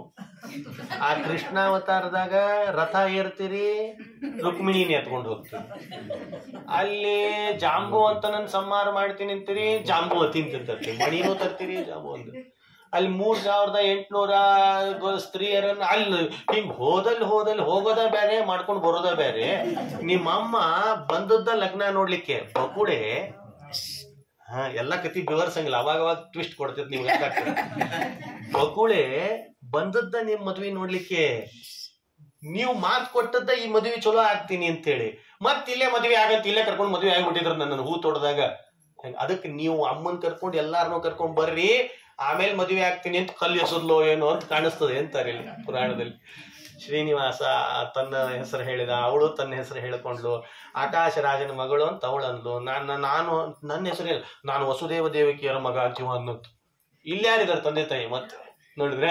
ಹಾಗೆ ತಂದೆ ತಾಯಿಗಳ ಹೆಸರು ಇವ ಹೇಳಿದ ಅಂತ. ಅಷ್ಟ ಆಮೇಲೆ ನೀವು ನಾನು ಕೇಳ್ಕೊಂಬರ್ತೀನಿ ಅಂತ ಇವ ಹೊರಟ. ಆಕಿ ಮನಿಗೆ ಹೊರಟ್ಲು. ಮನಿಗೆ ಹೋದಕ್ಕೆ ಮಲ್ಲಿಗೆ ಬಿಟ್ಲಂತ. ಹೇಳಲೇ ಇಲ್ಲ. ಶ್ರೀನಿವಾಸನು ಹೇಳುವಲ್ಲ, ಅದ್ರಾಗ ಅಕ್ಕಿ ಹೇಳುವಲ್ಲ. ಹೇಳವಲ್ರು. ಮತ್ ಇವ್ರು ಕೇಳೋದು, ಚಾಕ್ಲೇಟ್ ತಿಂತೀಯ, ಲಾಲಿಪಾಪ್ ತಿಂತೀಯ, ನಿನಗೇನ್ ಬೇಕು ಕೊಡಿಸ್ತೀನಿ, ನಿನಗೇನು ಬೇಕಾರ ನಿನಗೆ ಹೇಳ್ಬೇಕಾರ ಇಲ್ಲೇ ಆಗ್ಯದ ಒಂದು ಮಾಲು, ಅಲ್ಲೇ ಕರ್ಕೊಂಡು ಹೋಗ್ತೀನಿ, ಐಸ್ ಕ್ರೀಮ್ ತಿಂತೀಯ. ಏನು ಹೇಳಿದ್ರು ಹೇಳಿಲ್ಲ. ಯಾರೇನ್ ಕೇಳಿದ್ರು ಹೇಳುವಲ್ರು. ಕೊನೆಗೆ ಶ್ರೀನಿವಾಸ ಹೇಳಿದ್ನಂತೆ. ಬಕುಳೆ ಅಂದ್ಬಿಟ್ಲು, ಹಿಂಗ್ಯಾಕ್ ಮಾಡ್ತೀಯೋ, ಎದ್ದೇಳೋ ಮಹಾರಾಯ, ಏನಾಗಿದೆ ಅಂತ ಹೇಳಿದ್ರೆ ತಾನೇ ಗೊತ್ತಾಗೋದು. ಅಮ್ಮ ನಾನು ಬೇಟೆಗೆ ಅಂತ ಹೋದೆ, ಅಲ್ಲಿ ಪದ್ಮಾವತಿ ಅಂತ ಒಂದು ಹುಡುಗಿ ನೋಡ್ದೆ, ನಾನು ಲಗ್ನ ಆಗ್ತೀನಿ ಅಂತ ನಿಂತೀವಿ. ಅಕ್ಕಿ ಅಂದ್ಲು, ಯಾರ ಮಗಳಕ್ಕಿ? ನಾ ಮದುವೆ ಆಗ್ತೀನಿ ಅಂತಂದ್ರೆ ಯಾರ ಮಗಳು, ಕುಲ ಏನು, ಗೋತ್ರ ಏನು, ಆಮೇಲೆ ರಿಜಿಸ್ಟರ್ ಆದ್ಮೇಲೆ ಹೇಳ್ತೀನಿ ಅನ್ನಂತ. ಕೆಲವಾಗೆಲ್ಲ ರಿಜಿಸ್ಟರ್ ಆದ್ಮೇಲೆ ಹೇಳ್ತಿದ್ರು. ಆವಾಗ ಪರಮಾತ್ಮ ಹೇಳಿಬಿಟ್ನಂತ, ಇದ ಜನ್ಮದ್ ಯಾಕ, ಹೋದ್ ಜನ್ಮದ್ದು ಹೇಳ್ತೀನಿ ಕೇಳೋದು. ನೋಡಿದ್ರು ಕುಲ ಗೋತ್ರ ಕೇಳ್ತೀಯ, ನಾ ಹೇಳ್ತೀನಿ ಅಂತಂತಾನೆ. ಇವಳು ಪದ್ಮಾವತಿ ಇದ್ದಾಳಲ್ಲ, ಹೋದ ಜನ್ಮದಾಗ ಈಕಿ ವೇದವತಿ ಆಗಿದ್ಲು ಅನ್ನಂತೀವ. ನೋಡಿದ್ರೆ ಅದು ಹಂಗೆಲ್ಲ ಕಥೆ ಹೇಳಿದ. ವೇದವತಿ ಅವಳು ರಾವಣನ ಆಸ್ಥಾನದಾಗಿದ್ಲು. ಅಲ್ಲಿ ಅಗ್ನಿ ಪರೀಕ್ಷೆ ಅಂತ ಸೀತೆಯನ್ನು ಇಳಿಸಿದ್ರೆ ಅಲ್ಲಿ ಒಂದು ಸೀತೆ ಹೋಗಿದ್ಲು, ಅಗ್ನಿಯಿಂದ ಬರುವಾಗ 2 ಬಂದ್ಲು. ನನಗ ಕನ್ಫ್ಯೂಸ್ ಆಯ್ತು, ಯಾರು ಸೀತೆ ಅಂತ ಕೇಳಿದೆ. ನಿಜವಾದ ಸೀತೆ ಮಾತಾಡ್ಲಿಕ್ಕತ್ಲು, ರಾಮ ನಾನ ಸೀತೆ, ಈಕಿ ನನ್ನಂಗ ರೂಪದವಳಿದ್ದಾಳ ಅಂತ ಸ್ಟಾರ್ಟ್ ಮಾಡಿದ್ಲು. ಅಂಥಕ್ಕಿನ್ನ ಮದುವೆ ಆಗುವಂತ ಸೀತೆ ಹೇಳಿದ್ಲು. ಅವಾಗ ರಾಮ ಅಂದಿದ್ದ, ಇದು ರಾಮ ಅವತಾರದಲ್ಲಿ ಒಂದೇ ಸಲ ಮದುವೆ ಆಗೋದು, ಅದಕ್ಕೆ ನಿನಗೋಸ್ಕರ ಒಂದು ಮದುವೆ ಅಂತಾನೆ ಮಾಡ್ತೀನಿ ಶ್ರೀನಿವಾಸ, ಕಲ್ಯಾಣ ಅಂತಲೇನೆ ಆಗ್ತೀನಿ, ಅದು ಜಗತ್ತಿಗೆ ಮಾದರಿ ಆಗೋ ಹಾಗೆ ಮಾಡ್ಕೊಳ್ತೀನಿ. ಆವಾಗ ವರ ಕೊಟ್ಟಿದ್ದ ಪರಮಾತ್ಮ. ಅದ ವೇದವತಿನ, ಅಗ್ನಿಯ ಮಗಳು ವೇದವತಿ, ಇವತ್ತಕ್ಕಿ ಆಕಾಶರಾಜನ ಮಗಳಾಗಿ ಬಂದಿದ್ದಾಳೆ ಪದ್ಮಾವತಿ ಅಂತ ಪರಮಾತ್ಮ. ಇಷ್ಟು ಹಿನ್ನೆಲೆ ನೋಡಿದ್ರೆ ಫ್ಲಾಶ್ ಬ್ಯಾಕ್ ಅನ್ನೋದು ನಮ್ಮ ಪುರಾಣದಿಂದ ಕಾಪಿ ಹೊಡ್ತಾರೆ. ಅಂಥದ್ದು ಪರಮಾತ್ಮ ಅವಳ ಕಥೆಯನ್ನ ವೇದವತಿಗೆ ಬಕುಳೆಗೆ ಹೇಳಿದ. ಬಕುಳೆ ಏನ್ ಮಾಡ್ಲಿ ನಾ ಈಗ ಅನ್ಲಕ್ಕಿ. ನೋಡಿ ಎಲ್ಲ ಕೇಳಿದ್ಲ, ಹಂಗಿರ್ತಾರ ಕೆಲವರೆಲ್ಲ. ಏನ್ ಮಾಡ್ಲಿ ಈಗ, ಪಾಯಸ ಮಾಡಿ ತಿಂತೇನಿ ಅಂತ ಅನ್ನಂಗಾಯ್ತು. ಏನ್ ಮಾಡ್ತಿ, ಹೋಗಿ ಕೇಳ್ಕೊಂಬ ಮತ್ತ ಆಕಾಶರಾಜನಿಗ ತಂದಾಗ ಆಯ್ತು ಅಂತ ಆಕಾಶರಾಜನಿಗೆ ಕೇಳ್ಕೊಂಡು ಬರೋಣ ಅಂತ ಬಕುಳೆ ಹೊರಟ್ಲಂತೆ. ಪರಮಾತ್ಮ ಅಂದ, ಆದಷ್ಟು ಹೆಂಡತಿಯನ್ನ ಅಮ್ಮನನ್ನ ಹೋಗ್ತೀನಿ ಮಾಡ್ಕೊಂಡು ಬರ್ತೀನಿ ಅಂತ ಕಾಲು ಹೊರಗಿಟ್ರೆ ಒಮ್ಮಿಗ್ಲೆ ನಂಬೇಡ. ಯಾಕಂದ್ರೆ ಮಧ್ಯದಲ್ಲಿ ಯಾರ ಭಜನಾ ಮಾಡ್ಲಿ ಸಿಕ್ಬಿಟ್ರೆ ಅದು ಅವ್ರಿಗೆ ಗೊತ್ತ. ಆಮೇಲೆ ಯಾವತ್ತು ಮುಗೀತದೋ ಹಲ್ಟಿ ಏನೋ ಎಲ್ಲಾ ಆರಿ ಹೋಗಿರ್ತದ, ಕುಕ್ಕರ್ ಹೊಚ್ಚಿ ಹೋಗಿರ್ತದ, ಕರಿ ಆಗಿರ್ತದ, ಬ್ಯಾಳಿನೇ ಇರಲ್ಲ. ಆಮೇಲೆ ಮನೆ ಎಲ್ಲಿ ಹೋಗಿದೆ, ಇಲ್ಲೇ ಒಬ್ರು ಸಿಕ್ಕರು ಮಹಿಳಾ ಮಾಡ್ಲಿ ಮಾತಾಡ್ಕೊಂಡು ನಿಂತೆ. ಹಿಂಗ ಪರಮಾತ್ಮ ಅಂದ. ಬಕುಳೆ ಹೊರಟಾಳ ಪಾಪ. ಎಲ್ಲಾದ್ರೂ ಏನಾದ್ರೂ ಹಲ್ಟಿ ಹೊಡ್ಲಿಕ್ಕೆ ಸಿಕ್ಬಿಟ್ರೆ ಅಲ್ಲೇ ನಿಂತು ಬಿಡ್ತಾಳೋ ಏನೋ. ಅದಕ್ಕೆ ತನ್ನ ಕಾರ್ಯತ ಮಾಡಿದವಗೆ ಇನ್ನೊಬ್ಬರ ಹೆಸರು ಹೇಳಿದವಗೆ ಶ್ರೀನಿವಾಸ ಕೊರವಂಜಿ ವೇಷ ಧಾರಣೆ ಮಾಡಿದ್ದಂತೆ. ನಾನೇ ಹೋಗ್ತೀನಿ ಅಂತ ಕೊರವಂಜಿ ಜ್ಯೋತಿಷ್ಯ ಹೇಳ್ತೀನಿ, ಕಣಿ ಹೇಳ್ತೀನಿ ಅಂತ ಪರಮಾತ್ಮ ಕೊರವಂಜಿ ವೇಷ ಧಾರಣೆ ಮಾಡ್ಕೊಂಡು ಇವಳು ಹೋಗೋದ್ರಾಗ ಅಲ್ಲಿ ಹೋಗಿ ಬಂದಿದ್ದಂತ ಮಹಾರಾಯ. ಹೋಗಿ ಊರಿಡೀ ಹಬ್ಬಿಸಿದ್ನಂತೆ. ಜ್ಯೋತಿಷ್ ಹೇಳೋರು ಬಂದಾರ, ಹೊಸ ಆಚಾರ ಬಂದಾರ, ಹೊಸ ಆಚಾರ ಬಂದಾರ, ಚಲೋ ಜ್ಯೋತಿಷ್ ಹೇಳ್ತಾರ. ನಮ್ ಹೊಸೂರ್ಗೆ ಬಂದಾರ, ನಮ್ಮ ಹತ್ರ ಬಂದಾರ, ಮೆಡಿಕಲ್ ಹತ್ರ ಇದ್ದಾರ, ಇಲ್ಲೇ ಇದ್ದಾರ, ಡೆಂಟಲ್ ಕಾಲೇಜ್ ಹತ್ರ ಇದ್ದಾರ, ಚಲೋ ಜ್ಯೋತಿಷ್ ಹೇಳಿ ಹಿಂಗ ಪ್ರಚಾರ ಆಗಿಬಿಡ್ತಂತೆ. ಎಲ್ಲಾರು ಹೋಗೋರ. ಆಮೇಲೆ ಚಲೋ ಹೇಳ್ತಾರ, ನಾವು ಹೋಗೋಣ. ಆ ಕಡೆಗೆ ಬಕುಳೆ ಈಕಿ ಮಲಗಿದ ಕೇಳವಲ್ಲು ಪದ್ಮಾವತಿ. ಇಲ್ಲಿ ಚಿಂತೆ ಆಗಿಬಿಟ್ಟಿದೆ ಧರಣಿ ದೇವಿಗೆ. ಜನಕ ಏನಪ್ಪ ಇದು ಆಕಾಶ ರಾಜ, ಈಕಿ ಹೇಳವಲ್ಲೋ, ನನ್ನ ಹೆಂಡತಿ ಬಿಡುವಲ್ಲೋ, ಏನಿದು ಪರಿಸ್ಥಿತಿ. ಜ್ಯೋತಿಷ್ಯ ಕೇಳಿದ್ಲು, ಎಲ್ಲಾ ಮಾಡಿದ್ಲು. ಕಡೀಕಿ ಕಣಿ ಹೇಳ್ತೀನಿ, ಕಡಿದ ಅಕ್ಕಿ ವಿಷಯ ಬಂತಂತ, ಭಾರಿ ಕಣಿ ಹೇಳ್ತಾಳಂತಿಕ್ಕಿ ಅಂತ. ಕರ್ಕೊಂಡ ಬರ್ರಿ ಆಕಿನ್ನ ಅಂತ ನಿಂದ್ರಿಸಿ ಅಕ್ಕಿ ಕಡೆ ಕೇಳಿದಾಗ ಅಕ್ಕಿ ಒಂದೇ ಮಾತನ್ಲಂತ, ಅಲ್ಲಿ ಒಬ್ಬ ಶ್ರೀನಿವಾಸ್ ಅಂತಿದ್ದಾನ, ಅವ್ನ್ ಮದ್ವೆ ಮಾಡ್ತೀನಿ ಅಂತ ಸಂಕಲ್ಪ ಮಾಡಿ ನೋಡಿ ಹೇಳ್ತಾಳ ಒಳಗಕ್ಕೆ ಅಂತಂದು. ನೋಡಿ ನಿಂತ ಜ್ಯೋತಿಷ್ಯ. ಈ ಶ್ರೀನಿವಾಸನ್ ಮದುವೆ ಮಾಡಿ ಕೊಡ್ತೀನಿ ಅಂತ ಹೇಳು ಅಂತ ಶ್ರೀನಿವಾಸನ ಕೊರವಂಜಿಯಾಗಿ ಒದರಿದಾಗ ಪದ್ಮಾವತಿ ಬಾಗಲದಿಂದ ಹೊರಗೆ ಬಂದಿದ್ದು. ಅಲ್ಲ ಆಕಾಶ ರಾಜ ಭಾರಿ ಅಲ್ಲ ಅಲ್ಲ ಅಲ್ಲ ಅಲ್ಲ ಇದೇನಿದೆ ಇದು ಆಶ್ಚರ್ಯ ಅಂತಂತಿದ್ದಾನೆ ಆಕಾಶ ರಾಜ. ಈಗ ಕೊಡ್ತೀನಿ ಅಂದವ. ಕೊಡ್ತೀನಿ ಹಾಗಾದ್ರೆ ಅಂತಂತಿದ್ದಾನೆ ಆಕಾಶ ರಾಜ. ಆಮೇಲೆ ಕೊರವಂಜಿ ವೇಷ ಧಾರಣೆ ಆದ ಪರಮಾತ್ಮ ಮನೆಗೆ ಬಂದ. ಈಕೆಯಲ್ಲಿ ಹೋಗ್ಯಾಳ ತಾಯಿ ಬಕುಳೆ. ಆಕಿಗೆ ಅಡ್ರೆಸ್ ಗೊತ್ತಿಲ್ಲ, ಅವಾಗ ಗೂಗಲ್ ಮ್ಯಾಪ್ ಇಲ್ಲ. ಹುಡ್ಕೋತ್ ಹೋದ್ರೆ ಒಂದು ಶಿವ ದೇವಸ್ಥಾನ ಇತ್ತಂತ. ಅಲ್ಲಿ ಒಂದಿಷ್ಟು ಹುಡುಗಿಯರು ಸಹಿಲೆಯರು ಎಲ್ಲ ಆಕಿ ಪದ್ಮಾವತಿ ಫ್ರೆಂಡ್ಸ್ ಬಂದಿದ್ರಂತ. ಈಕಿ ನಮಸ್ಕಾರ ಮಾಡಿ ಹಿಂಗ್ ನೋಡೋಣ ಅಂದ್ರೆ ಅವ್ರು ಕೂತಿದ್ರು. ನೀವೆಲ್ಲಿಂದ ಬಂದ್ ನಾನ್ ಹಿಂಗ್ ಬಂದೇನು ಹುಡ್ಕೊಂಡು ಆಕಾಶ ರಾಜನ್ ಪಟ್ಟಣ ಅಂತ ಬೇಕಾಗಿದೆ ಅಂತ ಈಕೆ ಅಲ್ಲ. ಅಯ್ಯೋ ನಾವ್ ಅಲ್ಲಿಂದ ಬಂದೇವಿ ಅಂತಂದ್ರಂತ. ನಡ್ರಿ ಹಾಗಾರ ಇಲ್ಲೊಂದ್ ಸ್ವಲ್ಪ ರುದ್ರಾಭಿಷೇಕ ಆಗ್ಬೇಕು ಅಂದದ್ದು. ನೋಡಿದ್ರು ರುದ್ರಾಭಿಷೇಕ 11 ಬಾರಿ. ನಮಸ್ತೆ ರುದ್ರ ಮನ್ಯವ ಭೂತೋ ತೈಷವೇ ನಮಃ ಯಾತೈಷ ಶಿವತಮಾ ಶಿವಂ ಬಭೂವತೆ ಧನು ಶಿವಾಶರವ್ಯಾಯಾತವತಯಾನೋ ರುದ್ರ ಮೃಡಯ. ರುದ್ರ ಆಗ್ಬೇಕು, ಚಮಕ ಆಗ್ಬೇಕು. 11 ಬಾರಿ ಅಭಿಷೇಕ ಆದ್ಮೇಲೆ ಹೇಳೋರು ಅಂತವ್ರು. ಈಕೆ ಅಲ್ಲೂ ನಾನ ಇಲ್ಲೇ ಕೂತ್ಕೋತೇನೆ ಆಗಾರಂತ ಗೊತ್ತಿತ್ತು ಪರಮಾತ್ಮನಿಗೆ. ಹಿಂಗ್ ಮಾಡ್ತಾಳೆ ಈಕಿ ಬಕುಲೆ. ಅದಕ್ಕೆ ಪರಮಾತ್ಮ ಹೋಗಿ ಬಂದಿದ್ದ. ಆಮೇಲೆ ಅವ್ರ ಜೊತೆ ಹೋದ. ಆಕಾಶ ರಾಜ ಅಷ್ಟ್ರಾಗ ಕೇಳಿದ್ನಂತ ಯಾರಿಗೆ, ಕೊರವಂಜಿಗೆ. ಅಲ್ಲೋ ಹೆಂಗ್ ಹುಡ್ಕೊಂಡು ಹೋಗ್ಲಿ, ಎಲ್ಲಿದ್ದಾರ ಅವ್ರ ಮನಿ ಎಲ್ಲದ, ನೀ ಎಲ್ಲೆಲ್ಲೆಲ್ಲೆಲ್ಲಿ ಹುಡ್ಕೊಂಡು ಹೋಗ್ಬೇಡ. ಬಕುಳೆ ತೋಬೇಕಿ ಬರ್ತಾಳ, ಅವ್ರ ಅಮ್ಮ ಕೊಡ್ತೇನೆ ಅಂತ ಹೇಳಿ ಕಳ್ಸಿಬಿಡಕ್ಕಿಗೆ ಅಂದಿದ್ದಂತೀವ್. ಅದನ್ನು ಹೇಳ್ಕಳ್ಸಿದ. ಮತ್ ಮುಂದ್ ಮಾತಾಬೇಡ. ಆಕಿ ಬಂದ್ಲು. ಆಕಾಶ ರಾಜರು ಅಲ್ಲೇ ಬಾಗಲ ಹತ್ರ ನಿಂತಿದ್ದು. ಬರ್ರಿ ಕೊಡ್ತೇನೆ ಅಂದಂತೀವ. ಯಾಕಂದ್ರೆ ಹೇಳೇ ಬಿಟ್ಟಿರ್ತೀವ ಎಲ್ಲ ಇವ ಹೇಳಾಗಿದೆ, ಇನ್ನೇನ್ ಉಳಿದಿದೆ. ಈಕಿ ಭಾರಿ ಖುಷಿ ಆಗ್ತದ. ನಾ ಇನ್ನೂ ಬಾಗಲ್ದ ಎದುರಿಗೆ ನಿಂತೀನಿ ಹೂ ಅಂದಾನವ. ಯಾಕಂದ್ರ ಕನ್ಯಾ ಕೊಡೋದು ಬಾಳ್ ಕಟ್ಟದ. ಆಚಾರ್ಯ ಕನ್ಯಾ ಕೊಡ್ರಿ ಅಂದ್ರೆ ಕೊಡಲ್ಲ, ಸಾಫ್ಟ್ವೇರ್ ಕೊಡ್ತಾರೆ. ನಿರಂತರ ಸಾಫ್ಟ್ವೇರ್ ಇರ್ಬೇಕವ. ಮನಿಗೆ ಬಂದಿರಬಾರ್ದು, ಗ್ಯಾಸ ಹೊಚ್ಚಿರ್ಬಾರ್ದು, ರೋಡ್ನಾಗ ತಿನ್ಬೇಕು. ಅದನ್ನ ಸೊಫಿಸ್ಟಿಕೇಟೆಡ್ ಅನ್ಬೇಕು. ಮತ್ತೆ ಎಂಥ ಮದುವೆ. ಪರಮಾತ್ಮನನ್ನು ನೋಡಿದ ಆ ಕೊರವಂಜಿ ವೇಷ ಧಾರಣೆ ಮಾಡಿದ ಪರಮಾತ್ಮ ಇಷ್ಟು ವ್ಯವಸ್ಥೆ ಮಾಡಿದ್ದ. ಆ ತಾಯಿ ಬಂದ ಕೂಡ್ಲೆ ನನ್ನ ಮಗನಾದ ಶ್ರೀನಿವಾಸನಿಗೆ ಕೊಡ್ತೀಯಾ ಅಂತ ಅವಕ್ಕೆ ಕೇಳಿದಾಗ ಧರಣಿ ದೇವಿ ನಮ್ಮ ಆಕಾಶ ರಾಜ ಕೊಡ್ತೀವಿ ಅಂತ ಸಂಕಲ್ಪ ಮಾಡ್ತಾರೆ. ಮನೆಗೆ ಪುಣ್ಯಾಹ ವಾಚನ ಮಾಡ್ಲಿಕ್ಕೆ ತಮ್ಮ ಕುಲಪುರೋಹಿತರನ್ನು ಕರೀತಾರೆ. ಅವ್ರಿಗೆ ಕೇಳಿದ್ರು, ನೋಡ್ರಿ ಗುರುಗಳೇ ಹಿಂಗದ ಶ್ರೀನಿವಾಸನ್ ಕೊಡ್ಬೇಕು ಅಂತ ಮಾಡಿವಿ, ಕೊಡ್ಲ್ಯಾ ಹೇಗೆ ಅಂತ ದೇವಗುರು ಬೃಹಸ್ಪತಿ ಆಚಾರ್ಯ ಕರೆದಾಗ ಅವ್ರು ಅಂದ್ಬಿಟ್ರು, ನಂಗಷ್ಟು ಶ್ರೀನಿವಾಸನ್ ಪರಿಚಯ ಇಲ್ಲ ಅಂದ್ರು. ನೋಡ್ರಿ ಕನ್ಯಾ ಕೊಡುವಾಗ ಎಷ್ಟು ವಿಚಾರ ಮಾಡ್ಬೇಕು ಅಂತ ಪುರಾಣ ಸ್ಪಷ್ಟೀಕರಿಸ್ತದೆ ವೇದವ್ಯಾಸ ದೇವರು. ಆವಾಗ ಅವ್ರು ಅಂದ್ರು, ನೋಡು ನನಗಷ್ಟು ಪರಿಚಯ ಇಲ್ಲ, ಅವ್ರ ಮನಿ ಹತ್ರ ಯಾರು ಇರ್ತಾರೆ ನೋಡು, ಅವ್ರಿಗೆ ಕೇಳ ಅವ್ರ ಮಗ ಹೆಂಗಿದ್ದಾನ ಅಂತ ಗೊತ್ತಾಗ್ತದ. ಹೌದಲ್ಲ?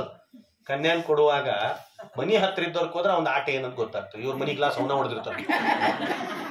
ಆಟ ಆಡುವಾಗ ನಮ್ಮ ಮನಿ ಗ್ಲಾಸ್ ಹೊಡ್ತಾನೆ, ನಿಮಗೆ ಗೊತ್ತು, ಸಣ್ಣ ಇದಾಗ ಹೊಡೆದಿರ್ತಾನೆ. ಇವ್ರ ಕನ್ಯಾ ಕೊಡುವಾಗ ಅದನ್ನ ಹೇಳ್ತಿರ್ತಾರೆ ಕೇಳಿದ್ ಬಂದವ್ರಿಗೆ, ಗ್ಲಾಸ್ ಹೊಡ್ಯಾವ ಅಂತಿರ್ತಾರೆ. ನಂಗೆ ಮನಿ ಹತ್ರ ಇದ್ದವ್ರಿಗೆ ಕೇಳ್ಬೇಕಂತೆ. ಶ್ರೀನಿವಾಸನ ಮನಿ ಹತ್ರ ಇರೋದು ಶುಕಾಚಾರ ಆಶ್ರಮ. ಅಲ್ಲಿ ಕೇಳ್ರಿ, ಯಾಕಂದ್ರೆ ಶುಕಾಚಾರ ಮಹಾರುದ್ರದೇವರ ಅವತಾರ, ಅವರು 3ನೇ ಕಕ್ಷೆ ನೋಡಿದ್ರ. ರುದ್ರದೇವರಿಗೆ ಅದಕ್ಕೆ ಅವ್ರಂದ್ರು, ಕಕ್ಷೆಯಲ್ಲಿ ಯಾರು ಉನ್ನತರೋ ಅವರಿಗೆ ಪರಮಾತ್ಮನ ಸಾನ್ನಿಧ್ಯ ಜಾಸ್ತಿ ಇರ್ತದೆ. ಅದನ್ನು ಸೂಚಿಸ್ಬೇಕಾಗಿದೆ. ರುದ್ರದೇವರಿಗೆ ಪರಮಾತ್ಮನ ಪರಿಚಯ ಜಾಸ್ತಿ. ಆವಾಗ ಆಕಾಶ ರಾಜನಿಗೆ ಒಬ್ಬ ತಮ್ಮಿದ್ದ, ತೋಂಡರಾಜ. ಅವನನ್ನು ಕಳಿಸ್ತಾನೆ. ತೋಂಡ ಹೋದಾಗ ಅಲ್ಲೊಂದು ಘಟನೆ ನಡೀತು ಅಂತಾರೆ. 7:30 ಆಗ್ಯದ ಆಚಾರ, ಅಲ್ಲೊಂದು ಘಟನೆ ನಡೀತು, ಅಲ್ಲಿಗೆ ಮುಗಿಸ್ರಿ ಅಂತಂದ. ಆಯ್ತು, ಅಲ್ಲಿಗೆ ಮುಗಿಸ್. ಅಲ್ಲಿ ತೋಂಡ ಶುಕಾಚಾರ ಆಶ್ರಮಕ್ಕೆ ಹೋಗಿ ಅವರ ದಂಡ ಕಮಂಡಲು ಜೊಟ್ಟು ಮಾಲಿ ಅವರು ತಪಸ್ಸು ಗುಡಿಸಲು ಅವ್ರು ಕೂತಿದ್ದಾರೆ. ಇವ ತೋಂಡರಾಜ ಹೋದ,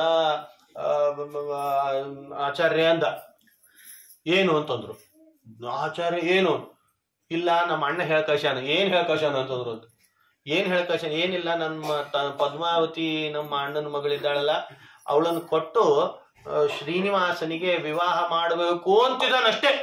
ಅಷ್ಟೊತ್ತಿಗೆ ಕಮಂಡಲವನ್ನ ದಟ್ಟಂತ ಎಸದ್ರಂತ. ಕೈಯಲ್ಲಿ ಗಿಂಡಿ ಎಸದ್ರು, ಕೊಳ್ಳಲ್ಲಿರುವ ಮಾಲೆ ಹರ್ಕೊಂಡ್ರು, ತಲೆ ಜುಟ್ಟು ಬರ್ಕೊಂಡ್ರು, ನಿಂತು ದಡ ದಡ ದಡ ದಡ ದಡ ನಾಟ್ಯ ಮಾಡ್ಲಿಕ್ಕೆ ಪ್ರಾರಂಭ ಮಾಡಿ ಕುಣದ್ರಂತೆ. ಕುಣದು ಕುಪ್ಪಳಿಸ್ಬಿಟ್ರಂತೆ. ತೋಂಡ ಒಂದ್ 50 ಹೆಜ್ಜೆ ಹಿಂದ್ ಮರಕ್ ಬಂದ್ ನಿಂತಿದ್ನಂತೆ. ಎಲ್ಲಿ ಮತ್ ನಮಗ್ ಬಡ್ದಿತ್ತು. ಏನಪ್ಪ ಇದು ಭಯ. ಕುಣದು ಕುಪ್ಪಳಿಸಿದ ಮ್ಯಾಲೆ ಆಮೇಲೆ ಮತ್ತೆ ಎಲ್ಲಿ ಕೂತಿದ್ರಲ್ಲ ಅಲ್ಲೇ ಬಂದ್ ಕೂತ್ಕೊಂಡ್ರಂತ. ಹಿಂಗ್ ಕೂತ್ಕೊಂಡಾಗ ಗಂಭೀರದಿಂದ ಇವ ಬಂದ. ಹಿಂಗ್ ಹಿಣಿಕ್ ಹಾಕಿ ನೋಡ್ತಿದ್ನಂತೆ. ಮತ್ತೆ ಎಲ್ಲಿ ಕುಣಿತಾರ ಇವರು, ಎಲ್ಲಿ ದಂಡ ಹಾಕಮಂಡು ತಲೆಗೆ ಹೊಡಿತಾರ, ಏನಾದಿತ್ ಪರಿಸ್ಥಿತಿ. ಹೆದರ್ತಿದ್ದ. ಕರೆದ್ರಂತ. ತೋಂಡ ವಾ ಇಲ್ಲಿ ಅಂದ್ರು. ಬಾರೋ ಇಲ್ಲಿ. ಏನು ಹೆದರಿದೇನು? ಹೆದರ್ಲಾರ್ದೇನ್ರಿ, ನಾ ಏನಂದೇನಂತ ಹಿಂಗ್ ಕುಣಿದ್ರಿ ನೀವು ಅಂದೆ. ಏನಂದೇನಿ? ಒಗದು ಮಾಡಿ ಕುಣಿದು ಬಿಟ್ರೆ ಏನಾಗ್ಲಿಕ್ಕಿಲ್ಲ ನನ್ನ ಪರಿಸ್ಥಿತಿ ಹಾಗೆ ಅಂತಂದ. ಆವಾಗ ಅವ್ರಂದ್ರು, ಹುಚ್ಚು ಹಿಡಿಯಿತು ಪದುಮ ನಾಮದ ಸ್ಮರಣೆ, ಅಚ್ಚುಮೆಚ್ಚು ತಲೆಗೇರಿ ಕುಣಿದ್ರಂತ. ಹಾಗಾಗ್ತದಂತೆ. ಮೈ ಮರೆತು ಬಿಡ್ತಾರೆ ಪರಮಾತ್ಮನ ವಿಷಯ ಕೇಳುವಾಗ. ಪರಮಾತ್ಮನ ವಿವಾಹದ ಪ್ರಸಂಗ ಅಂದಾಗ ನನಗೆ ಹಾಗಾಯ್ತು ನೋಡು ಅಂತ ರುದ್ರದೇವರು ಹೇಳೋ ಮಾತು ಹೇಗಿದೆ. ಶ್ರೀನಿವಾಸನ ಕಲ್ಯಾಣ ಮಹೋತ್ಸವ ಅನ್ನೋದು ಅದು ರೋಮಾಂಚನಕಾರಿ, ಅದು ಮೈ ಮರ್ತು ಹೋಗ್ತದೆ. ಅದಕ್ಕೆ ಕುಣದೆ ನಾನು ಅಂತ ರುದ್ರದೇವರು ಶುಕಾಚಾರ್ಯ ಮಾತಾಡ್ತಾರೆ. ಈಗಿಂದೀಗ್ಲೇ ನಡಿ ಅಂದ್ರಂತವ್ರು. ಇನ್ನೂ ತಡಿ ಇನ್ನೂ ಹೇಳೇಲಿವ ನಡಿ ಅಂತ ಕರ್ಕೊಂಡೇ ಹೋದ್ರು ಶುಕಾಚಾರ್ಯ. ಅವನನ್ನೇ ಇವ್ರು ಕರ್ಕೊಂಡು ಹೋದ್ರು. ಅವ್ನು ಕರ್ಕೊಂಡು ಹೋಗ್ಲಿಕ್ಕೆ ಬಂದ್ರೆ ಇವರೇ ತಗೊಂಡು ಆಕಾಶರಾಜನ ಆಸ್ಥಾನಕ್ಕೆ ಹೋಗಿ ಏನಾಗ್ಬೇಕು ಅಂತ ಏನು ವಿಚಾರಣೆ, 2 ಮಾತೇ ಇಲ್ಲ. ಅವ್ನು ಇನ್ನೂ ಕೇಳಿದೆ ತನ್ನ ಕೊಡ್ಲೇಬೇಡ ಅಂತಿದ್ದಾನೆ. ಕೊಡ್ಲೇಬೇಡ ವಿಷಯನೇ ಇಲ್ಲ, ಮೊದ್ಲು ಕೊಡು ಅನ್ನಂತ. ಮೊದ್ಲು ಕೊಡು. ಜಗತ್ತಿನ ತಂದೆಗೆ ನಿನ್ನ ಮಗಳಾದವಳನ್ನು ಕೊಟ್ರೆ ಅವಳು ಜಗತ್ತಿಗೆ ತಾಯಿ ಆಗ್ತಾಳೆ ಹಾಗೆ ಅಂತ ಇಲ್ಲಿ ಶುಕಾಚಾರ್ಯ ಇಷ್ಟು ಮಾತು ನಡೀತು. ಇದು ಕಲ್ಯಾಣ ಮಹೋತ್ಸವದ ಇಷ್ಟು ಘಟ್ಟ. ಮುಂದೆ ನಾಳೆ ಒಂದೇ ದಿವಸ ಉಳ್ಕೊಂಡಿದೆ ಅಂತ ಇಷ್ಟು ಸ್ವಲ್ಪ ಹೊತ್ತು ಜಾಸ್ತಿ ಹೇಳಿದೆ. ನಿಮ್ಮ ಅಪೇಕ್ಷೆನೂ ಇತ್ತು ಸ್ವಲ್ಪ ಜಾಸ್ತಿ ಹೇಳ್ರಿ ಅಂತ.